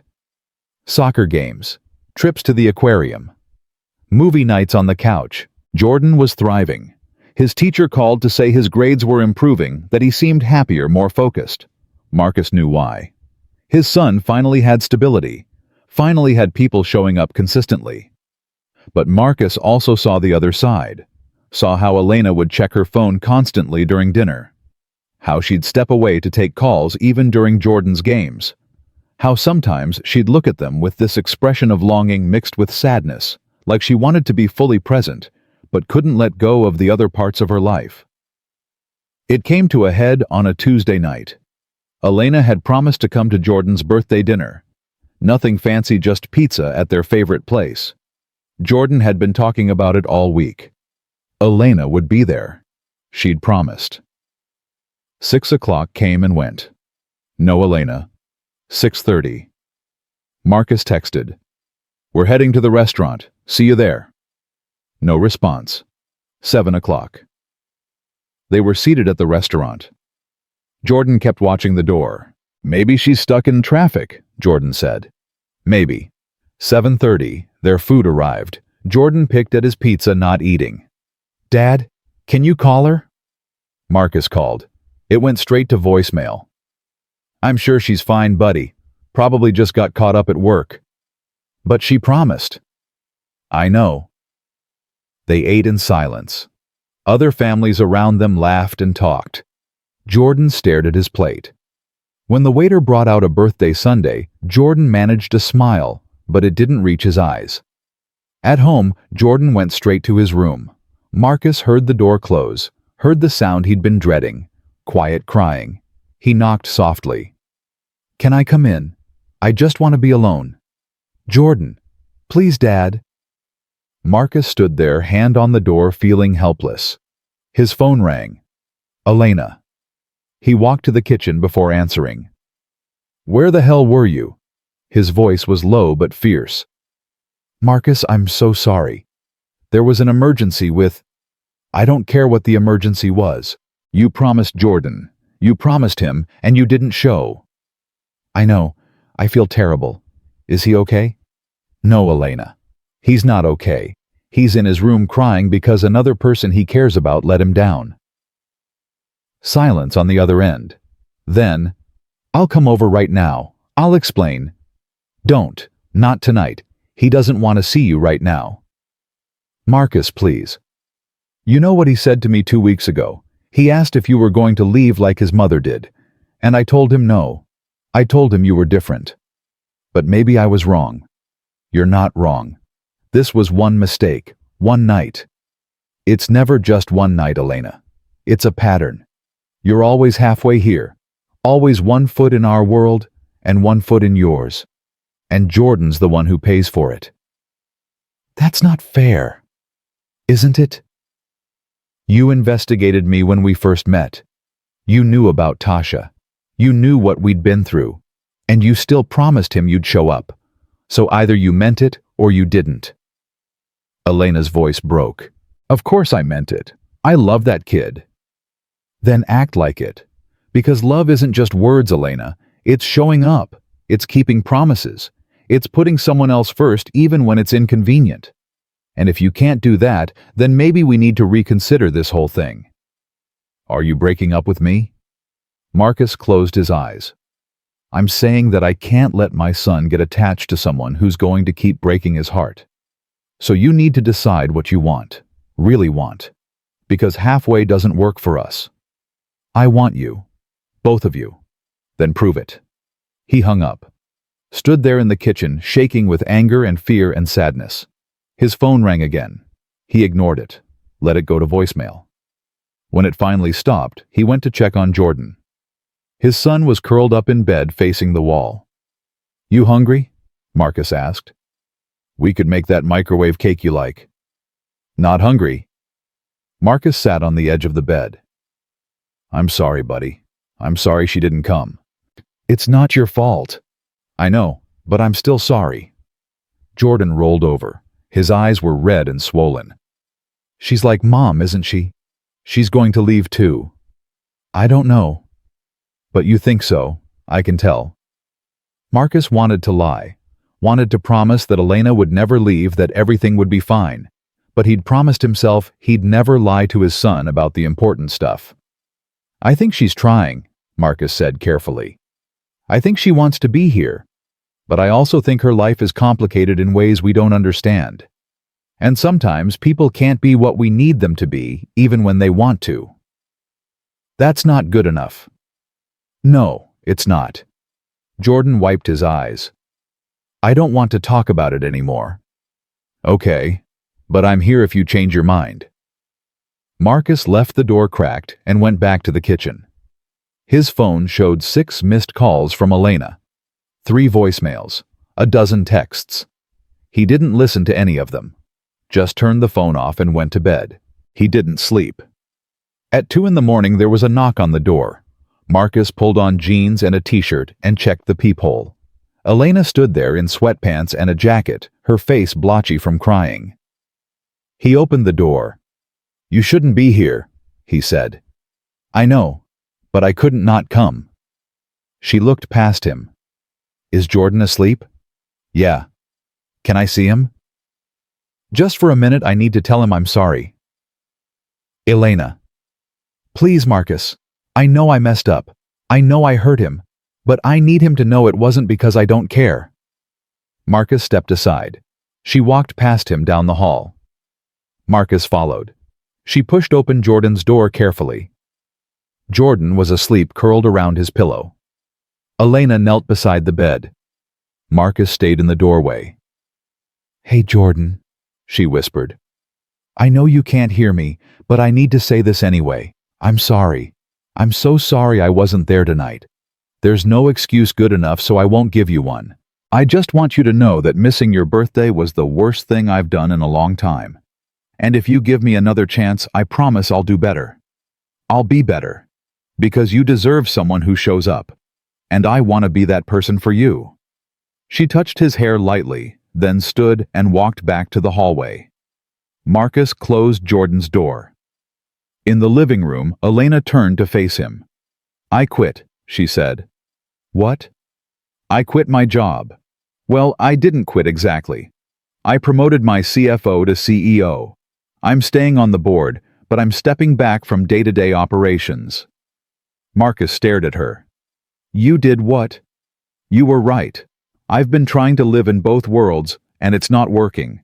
I can't be the CEO my father wanted me to be, and also be the person you and Jordan need. So I made a choice." "Elena, you can't just quit your job because—" "I didn't do it because of one missed dinner. I did it because I've been miserable. Because I've spent years running a company I don't even like, trying to make my dead father proud. And then I met you both and I realized that's not living, that's existing. And I don't want to just exist anymore." "What are you going to do?" "I don't know. Figure it out. Maybe start something smaller, something I actually care about. Or maybe just take time to breathe for the first time in 10 years. The point is, I'll have time.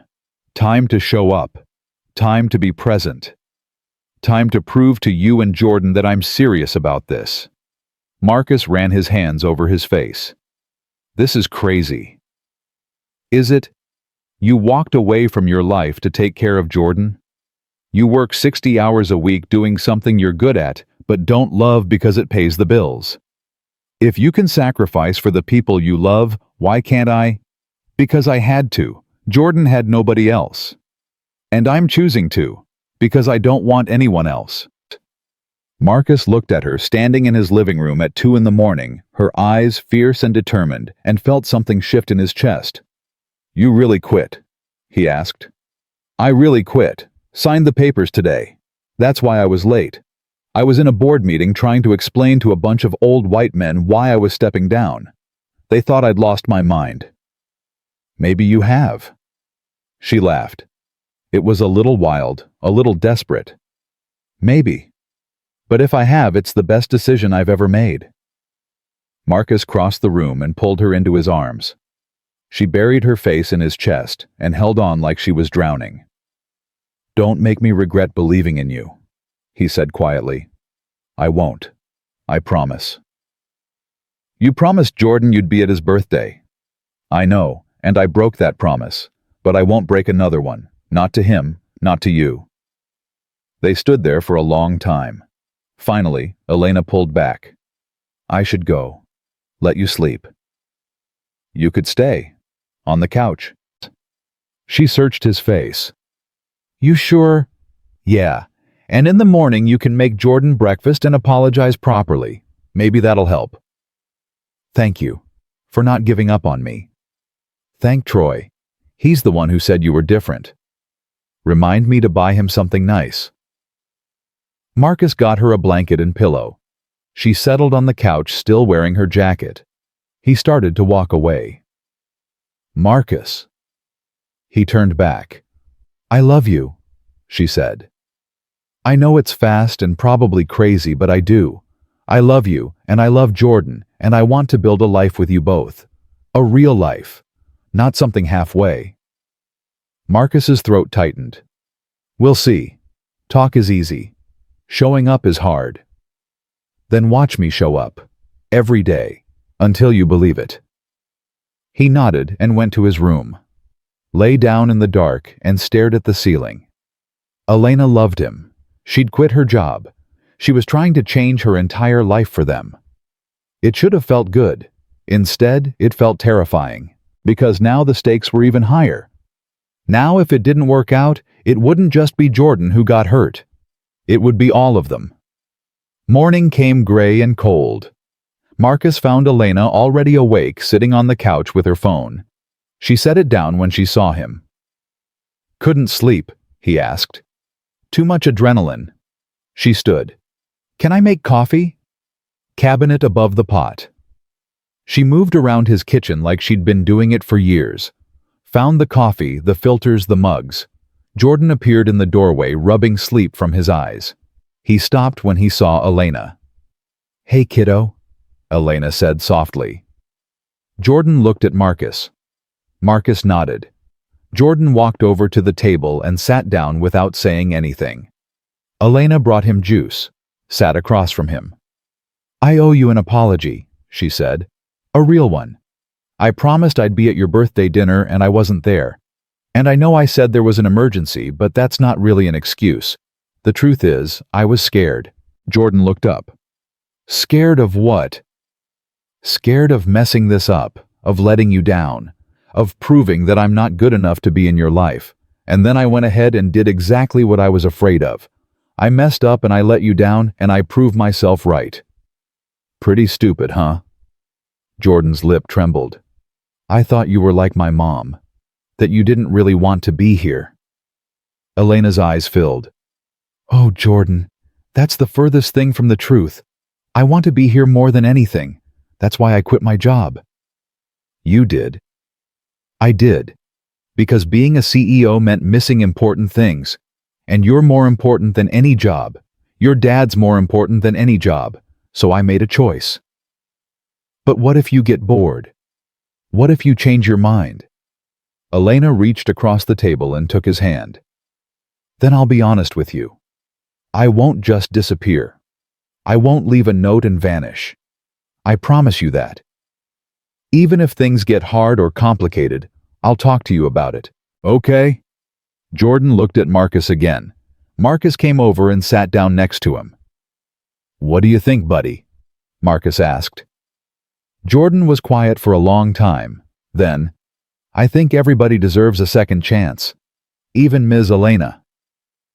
Elena let out a sound between a laugh and a sob. "Thank you. I won't waste it." They had breakfast together. Pancakes that Elena burned on one side, and Jordan declared were perfect anyway. Marcus watched them together. Jordan slowly warming up Elena, trying so hard to get it right, and felt that dangerous hope again. After breakfast, Elena stood to leave. "I've got some things to handle today, transitioning out of the company. But I was thinking maybe tomorrow we could do something. All three of us, whatever Jordan wants." Jordan perked up. "Can we go to Six Flags?" "We can absolutely go to Six Flags." "Really?" "Really. What time should I pick you up?"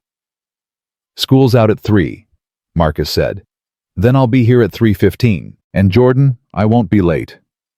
"Okay." Elena kissed Marcus goodbye at the door. "Thank you for the second chance."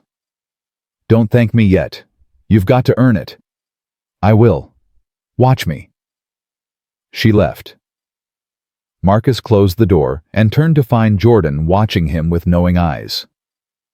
"You love her, don't you, Dad?" Marcus sighed. "Yeah, I think I do." "Good, because she loves you too, I can tell." "How can you tell?" "Because she looks at you the way you look at me, like you're the most important thing in the world." Marcus pulled his son into a hug.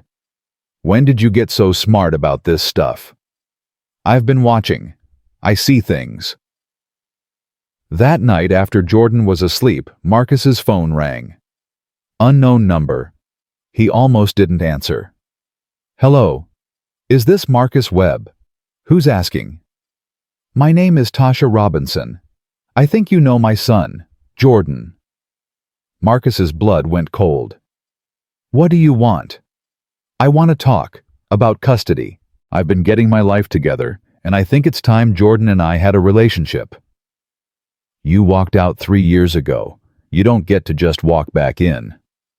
"I'm his mother, Marcus. I have rights. You gave up those rights when you left." Not legally. I still have joint custody. I never signed it away. Marcus felt the world tilt. What are you really after, Tasha? I told you. I want my son. You want money. You saw the pictures of me with Elena, didn't you? You think I'm suddenly rich? Silence. Then, I saw them. And I think Jordan deserves better than some gold digger using his father. Elena's not. Marcus stopped, took a breath. You don't know anything about her, or us. I know she's a billionaire. I know you're still working at that garage, and I know that kind of money changes people. I'm just looking out for Jordan. By trying to take him from the only stable home he's known. By giving him options. Look, Marcus, I don't want to fight. I just want to see my son. We can do this the easy way or the hard way. The hard way, then. Because you're not getting near him without a court order. Fine. You'll be hearing from my lawyer. She hung up. Marcus stood there holding the phone, his heart racing. Tasha was back. After 3 years of silence, she was back. And she wanted Jordan. He looked down the hall at his son's closed door, at the life they'd built together, at the fragile happiness they'd finally found. And he knew it was all about to fall apart. Marcus didn't sleep that night. He sat at the kitchen table with a beer he didn't drink, staring at his phone like it was a bomb about to go off. Tasha wanted Jordan. After 3 years of nothing, she wanted him back. At 5 in the morning, he called the only lawyer he knew. Bill Henderson had handled his custody case 3 years ago, working mostly pro bono because Marcus couldn't afford much. The phone rang 4 times before a groggy voice answered. Do you know what time it is? Bill, it's Marcus Webb. I need help. Marcus, what's wrong? Jordan's mother called. She wants custody. Says she never signed away her rights. Silence. Then Bill's voice came back sharper, more awake. Did she say anything else? That she's been getting her life together. That Jordan deserves options. That I'll be hearing from her lawyer. Okay, don't panic. Let me pull your file, and I'll call you back in a few hours. Bill, I can't lose him. He's everything. I know. We'll figure this out. Just don't do anything until we talk. Marcus hung up. Jordan appeared in the doorway, hair sticking up, rubbing his eyes. Dad, why are you up? Couldn't sleep, buddy. You want pancakes? It's 5 in the morning. So pancakes don't have a time limit. They made pancakes together in the quiet kitchen. Jordan chattered about Six Flags, about the rides he wanted to go on, about how Ms. Elena had better not be scared of roller coasters. Marcus listened and nodded and tried not to think about Tasha's voice on the phone. Cold. Calculating. Nothing like the woman he'd married 10 years ago. At 7:30, Marcus's phone rang. Bill, I pulled your file. The good news is you have full physical custody. The bad news is Tasha's right. She never terminated her parental rights. Legally, she still has joint custody even though she hasn't exercised it in 3 years. Marcus's stomach dropped. What does that mean? It means if she files, a judge will likely grant her visitation at minimum. Maybe supervised at first, but visitation nonetheless. Can she take him? Like get full custody? It's possible, but unlikely. She abandoned him for 3 years. That doesn't look good. But Marcus, I need to ask you something, and I need you to be honest. What? Are you involved with Elena Hartwell? Marcus's jaw tightened. How do you know that name? Because it's all over social media. Pictures of you two at some charity event. Pictures of her at Jordan's soccer game. And if Tasha's lawyer is smart, they're going to use that against you. Use it how? They'll argue you're unstable, that you're chasing money, that you've brought a stranger into Jordan's life who could be a bad influence. It doesn't matter if it's true. It's ammunition. Elena's not a stranger. She's been around for months. Months isn't years, Marcus. And to a judge, it might look like you're moving too fast, especially with someone that high profile. Marcus stood up, pacing. Jordan looked over from the couch where he was watching cartoons. So what do I do? Marcus asked quietly. You document everything. Every interaction with Jordan, every bill you pay, every parent-teacher conference. You show that you're the stable parent. And Marcus, you might want to slow things down with Elena, at least until this is resolved. Slow things down how? Less public appearances, less time at your house. Make yourself look like a single father focused on his son, not a man distracted by a relationship. That's not fair to Elena. Fair doesn't win custody cases. Strategy does. They talked for another 10 minutes. Bill said he'd start preparing a defense that he'd need a retainer of $5,000. Marcus agreed even though he didn't have $5,000. He'd figure it out. After he hung up, Jordan came over. "Is something wrong, Dad?" Marcus knelt down. He'd promised never to lie to his son about important things. "Your mom called last night. She wants to see you." Jordan's face went blank. "My mom? Yeah. Why?" "I don't know, buddy, but she's talking about going to court, about maybe getting visitation. I don't want to see her." "I know, but if a judge says you have to—" "No." Jordan's voice rose. "She left. She doesn't get to just come back." "Jordan, I don't want to talk about it." He ran to his room. The door slammed. Marcus stood there feeling helpless. His phone buzzed. "Elena. Good morning, still on for Six Flags today." He stared at the message. Bill's words echoed in his head. "You might want to slow things down with Elena." He typed, "Can we rain check?" Something came up with Jordan. 3 dots appeared. "Is everything okay?" "Not really. Can I call you later?" "Of course. I'm here if you need me." Marcus set the phone down, went to Jordan's room. His son was face down on the bed, shoulders shaking. "Hey," Marcus said softly. "Can we talk? She's going to take me away, isn't she?" "No, I won't let that happen." "But what if the judge makes you— what if I have to go live with her?" Marcus sat on the edge of the bed. "That's not going to happen. You're staying with me, I promise." "You can't promise that, not if a judge decides." "Then I'll fight, as hard as I can, as long as I can. You're my son Jordan, mine, and nobody's taking you from me." Jordan rolled over. "What about Ms. Elena? What about her? Will she still want to be around? If there's going to be court stuff and drama—" It was the same question Marcus had been asking himself. "I don't know. We'll find out." That afternoon, Marcus called Elena.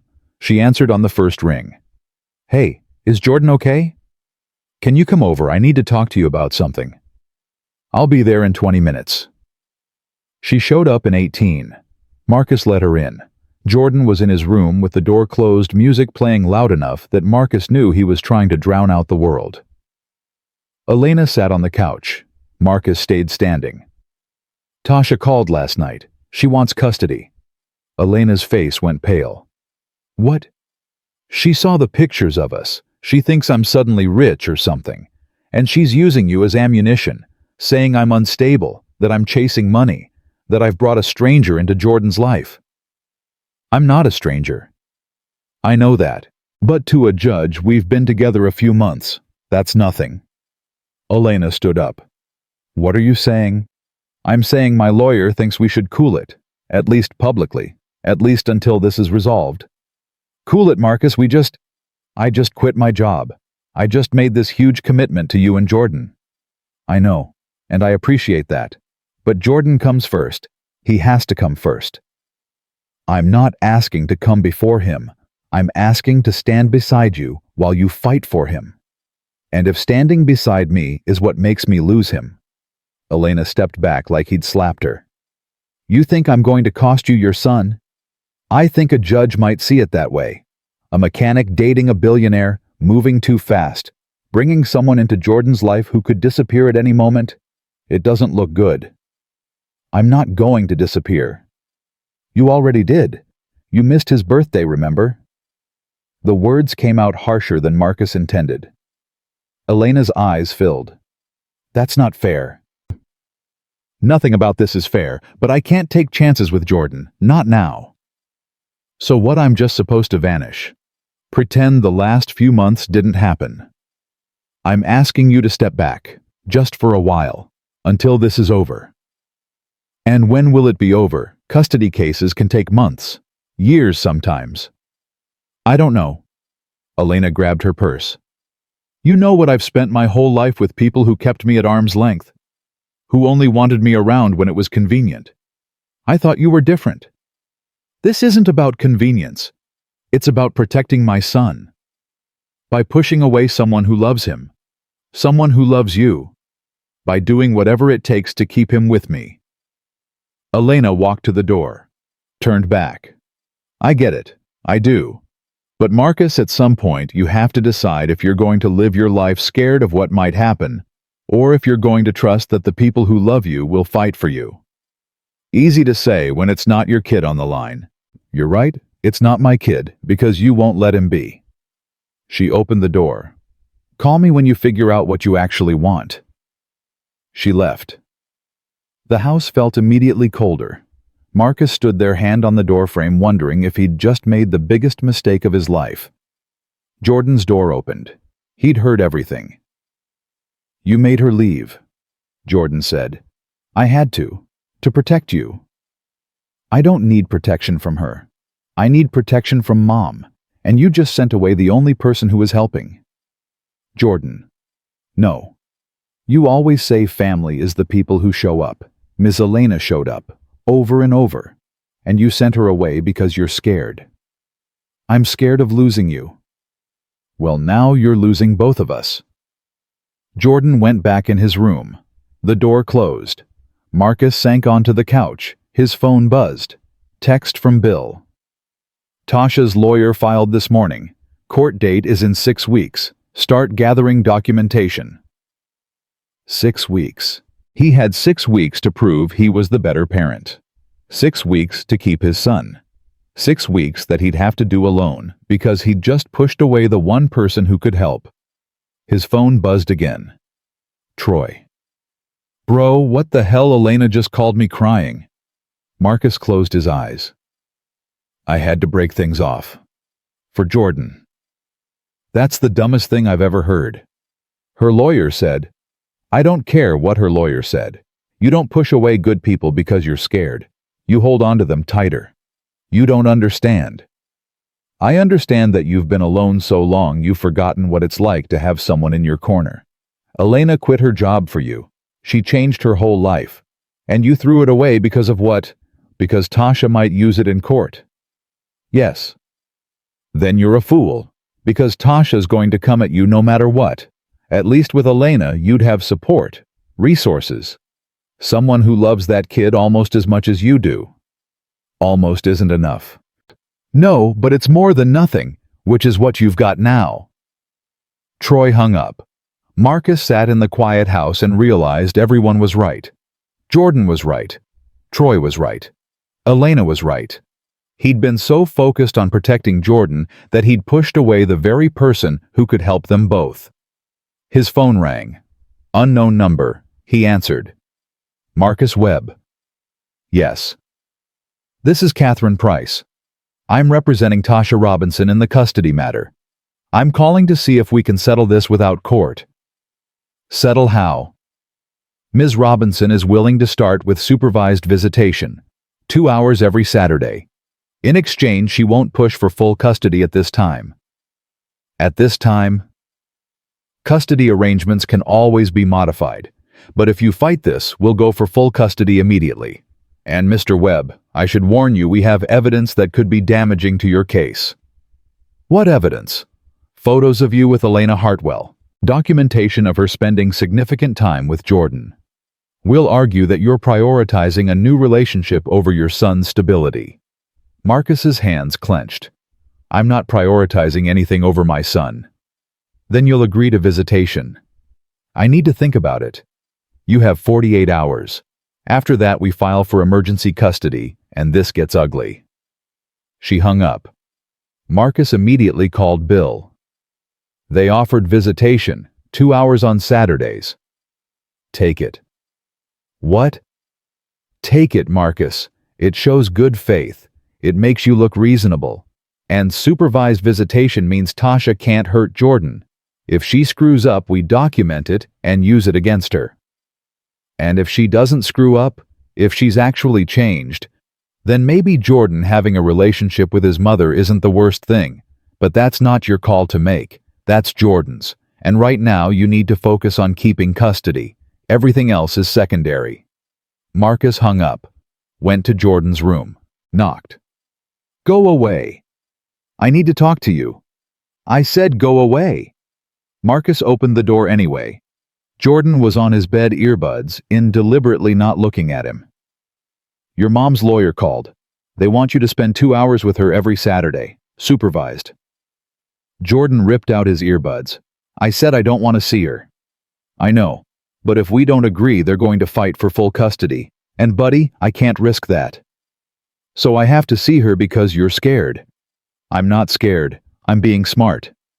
You're being a coward. Jordan's voice broke. You sent Ms. Elena away because you're scared. Now you're making me see Mom because you're scared. When are you going to stop being scared and start fighting? I am fighting. For you. No, you're giving up. There's a difference. Jordan put his earbuds back in, turned away. Marcus stood there feeling like the worst father in the world. That night he couldn't eat, couldn't sleep, just sat on the back steps with a beer and stared at nothing. His phone buzzed. Text from Elena. I know you said to step back, but I can't. I've been doing research. There are lawyers who specialize in custody cases. Good ones. Better than Bill. I can pay for it. Please let me help. Marcus stared at the message. Every part of him wanted to say yes. Wanted to let her help. Wanted to stop carrying everything alone. But Bill's words echoed. You might want to slow things down. He typed back. I appreciate it, but I have to handle this myself. 3 dots appeared. Disappeared. Appeared again. Then, okay, but I'm not going anywhere. When you're ready, I'll be here. Marcus set the phone down, finished his beer, got another one, sat there until the sky started to lighten and he had to go wake Jordan for school. The next 6 weeks were hell. Jordan went to his first supervised visit with Tasha. Came back quiet and withdrawn. Wouldn't talk about it. The second visit was worse. He cried the whole drive there and the whole drive back. She kept saying she was sorry, Jordan said. That she wanted another chance. That she loved me. What did you say? Nothing. What am I supposed to say? That I believe her? I don't. Marcus pulled the truck over. You don't have to believe her. You don't have to forgive her.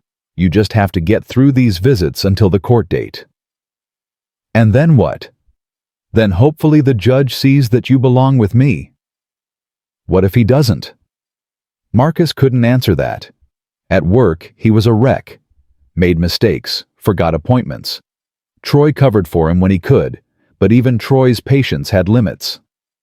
You look like death, Troy said one afternoon. When's the last time you ate?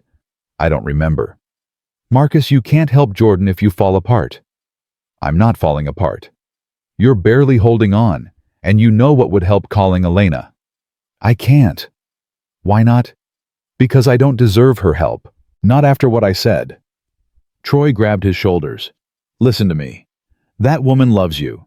She loves Jordan. She's been texting me every day asking how you both are. She wants to be here. You're the one keeping her away. The court date is in 2 weeks. After that? After that, what? You'll apologize and expect her to take you back. Life doesn't work like that, man. Sometimes you only get one chance. The court date arrived on a Tuesday. Marcus wore his custody hearing suit. Jordan wore khakis and a button-down shirt that he hated. They met Bill at the courthouse. Remember, Bill said, answer questions directly. Don't get emotional. Show the judge you're stable and focused on Jordan's best interests. Inside the courtroom, Tasha sat with her lawyer. She'd cleaned up, hair done, nice dress, makeup that made her look younger. When she saw Jordan, she smiled.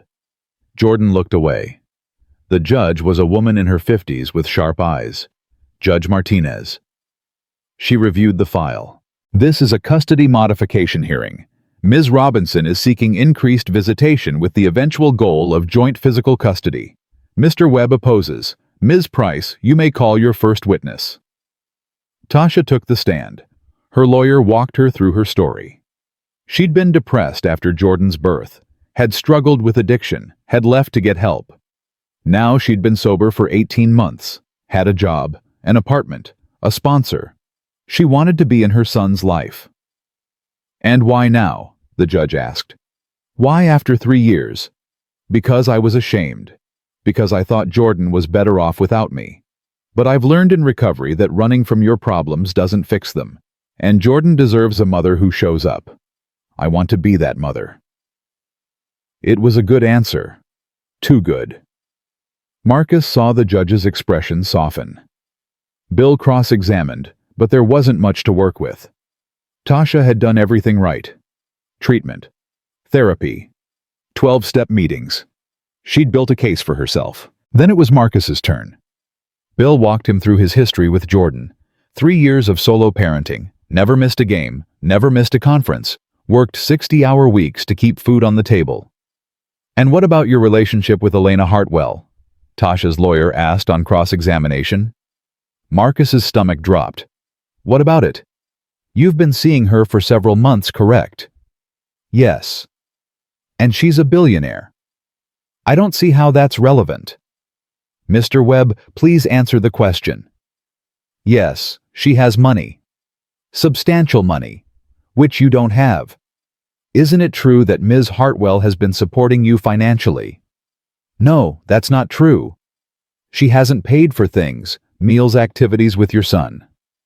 She's paid for some meals, as a friend would. A friend? Is that what you call someone you've been photographed kissing outside your home?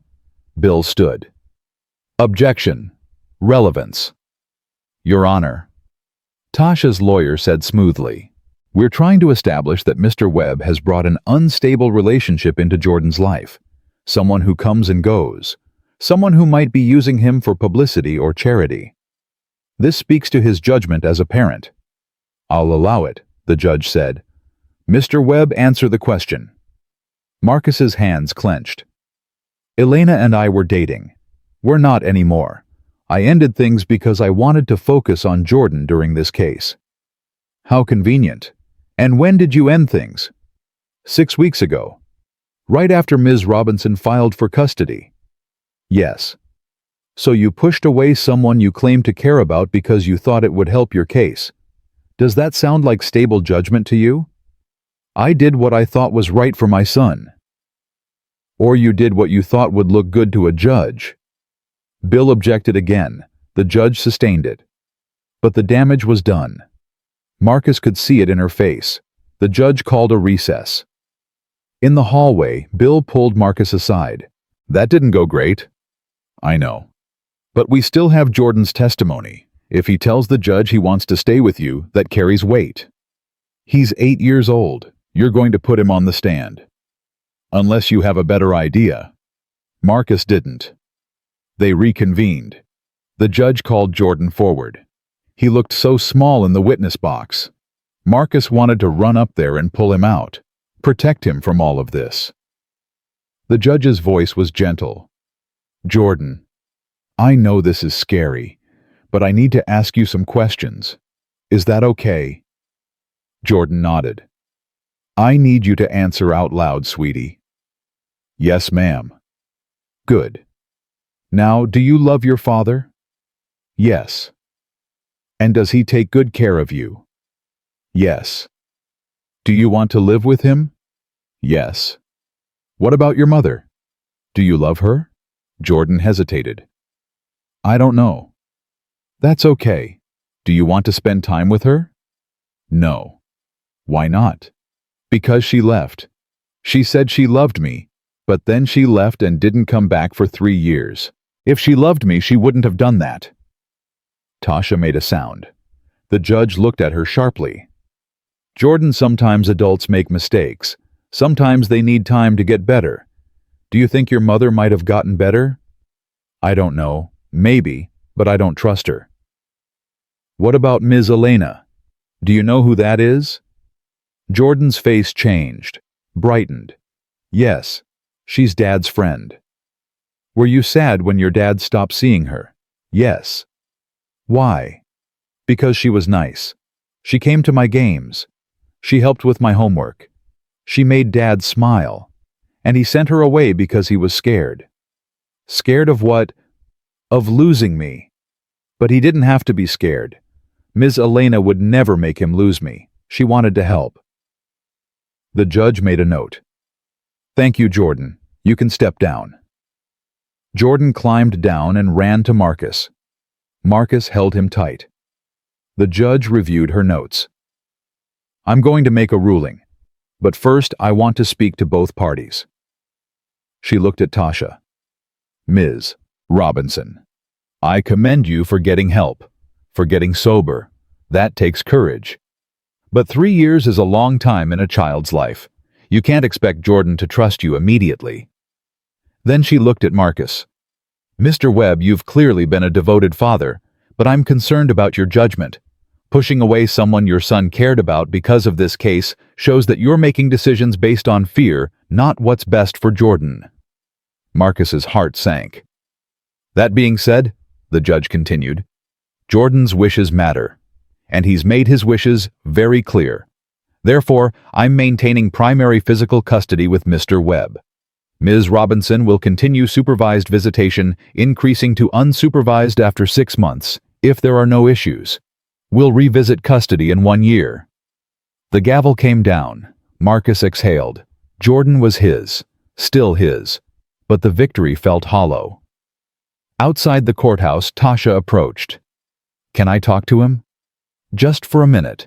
Marcus looked at Jordan. Jordan nodded. Tasha knelt down. I'm sorry for leaving. I'm sorry for hurting you. And I know saying sorry isn't enough. But I'm going to keep showing up every Saturday, and maybe someday you'll believe that I mean it. Maybe, Jordan said, but not today. That's fair. She stood and walked away. Marcus and Jordan went to the truck, drove in silence. Finally, Jordan said, Are you going to call Ms. Elena? I don't know if she'll want to hear from me. Dad, you're the one who taught me that when you mess up, you apologize and try to make it right. So make it right. Marcus pulled into their driveway, looked at his son. When did you get so wise? I told you, I've always been wise. You just don't always listen. That night, after Jordan was asleep, Marcus stood on his back steps with his phone. Elena's number was on the screen. His thumb hovered over the call button. Finally, he pressed it. She answered on the 3rd ring. Marcus. Hey, I know I don't deserve to call. I know I screwed up. But I need to tell you something. Okay. I was wrong about everything. I pushed you away because I was scared. And in doing that, I hurt you, and I hurt Jordan. And I probably hurt myself most of all. The judge called me out on it today.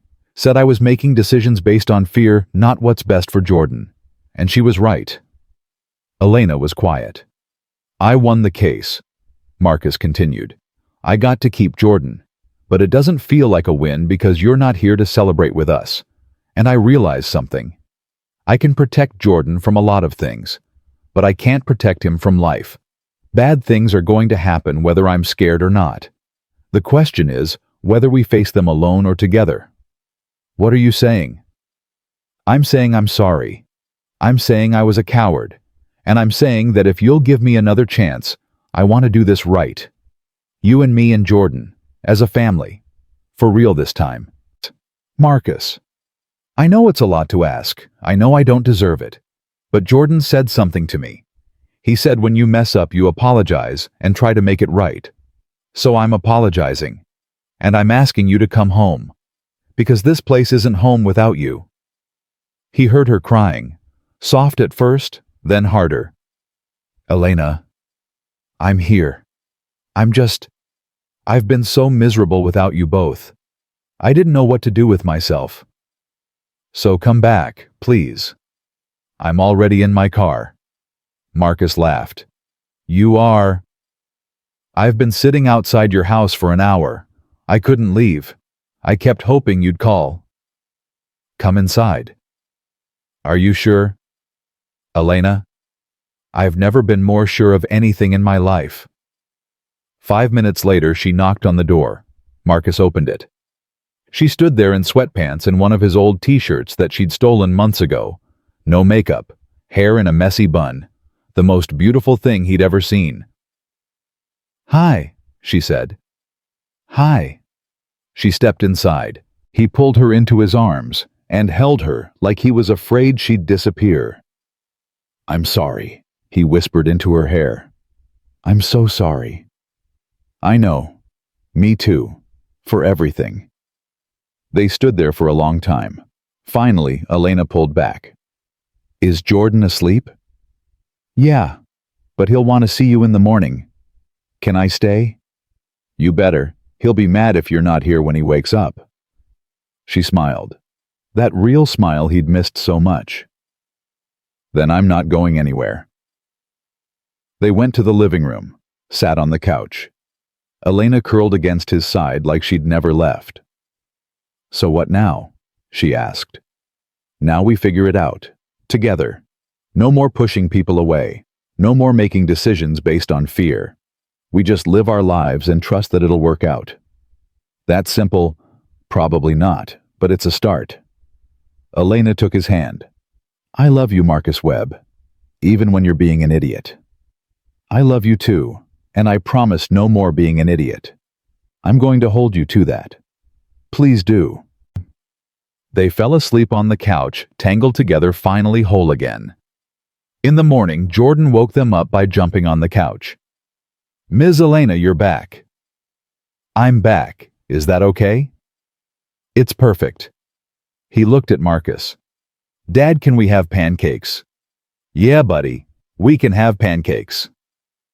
They made breakfast together, all three of them. Burned a few, made a mess, laughed until their sides hurt. And Marcus looked at Elena and Jordan covered in flour and thought this was what home felt like. Not a place, not a thing. But people. The right people. The ones who showed up, who stayed, who fought for each other even when it was hard. Later that week, Elena moved some of her things into the house. Not everything. Just enough to make it clear she wasn't going anywhere. Jordan helped her unpack, chattering about where things should go, acting like this was the most exciting thing that had ever happened. Tasha called that Saturday to confirm the visitation. Jordan went, still reluctant but less resistant. Came back and said it was okay. Not great, but okay. Marcus took that as a win. Slowly, their life found a new rhythm. Elena and Marcus both went to Jordan's games. Elena helped with homework while Marcus cooked dinner. They fought sometimes about small things and big things, but they always worked through it. Always came back to each other. 6 months later, on a Saturday morning, Marcus woke to find Elena and Jordan whispering in the kitchen. What are you two up to? He asked. Jordan grinned. Nothing. Doesn't sound like nothing. Elena pulled something from behind her back. A frame. Inside was a picture of the three of them at Jordan's last soccer game, covered in grass stains and sweat and smiles. Jordan had an idea, Elena said. What kind of idea? Jordan stepped forward. I want Ms. Elena to be my mom. Like for real. Can she adopt me? Marcus looked at Elena. She was crying. Is that what you want? Marcus asked her. More than anything. Marcus knelt down in front of Jordan. You're sure about this? I'm sure. She's already my mom in all the ways that matter. I just want it to be official. Marcus stood and pulled them both into a hug. His family, complete at last. 3 months later, they stood in a courtroom. A different judge, a different purpose. This time when the gavel came down, it was to make Elena officially Jordan's mother. Jordan threw his arms around her. Hi, Mom, Elena sobbed. Hi, baby. Marcus watched them and felt his heart expand in ways he didn't know were possible. This was what showing up looked like. This was what family meant. Not blood, not obligation, but choice. Every single day choosing each other, choosing to stay, choosing love, even when it was terrifying. Outside the courthouse, Troy was waiting with a banner that said, "Congratulations on your new mom." Jordan laughed so hard he snorted. "You're embarrassing," Jordan said. "That's what uncles do," Troy replied. They went to dinner, celebrated properly this time. No missed birthdays, no emergencies. Just them, together, exactly where they belonged. That night, after Jordan was asleep, Elena and Marcus sat on the back steps, the same place Marcus had sat so many nights alone. But he wasn't alone anymore. "Thank you," Elena said. "For what?" "For calling me that night. For giving me another chance. For letting me be part of this. Thank you for not giving up on us. For showing up even when I pushed you away." She leaned her head on his shoulder. "We're pretty good at this, aren't it?" "At what?" "Being a family." Marcus kissed the top of her head. "Yeah, we really are." And as they sat there under the stars, Marcus thought about the night at that party. The night he'd saved a stranger's life without knowing it would save his own. Without knowing that one act of courage would lead to this. To everything. Life was funny that way. You save someone, and sometimes they save you right back. You open a door just a crack, and suddenly the whole world walks through. You take a chance on love, even when every part of you screams to run, and you find out that the scary thing wasn't love at all. It was living without it. Marcus had lived without it for 3 years. And now that he had it back, he was never letting go. Not of Elena, not of Jordan. Not of this life they'd built together from broken pieces and second chances and the simple act of showing up. This was home. This was family. This was everything.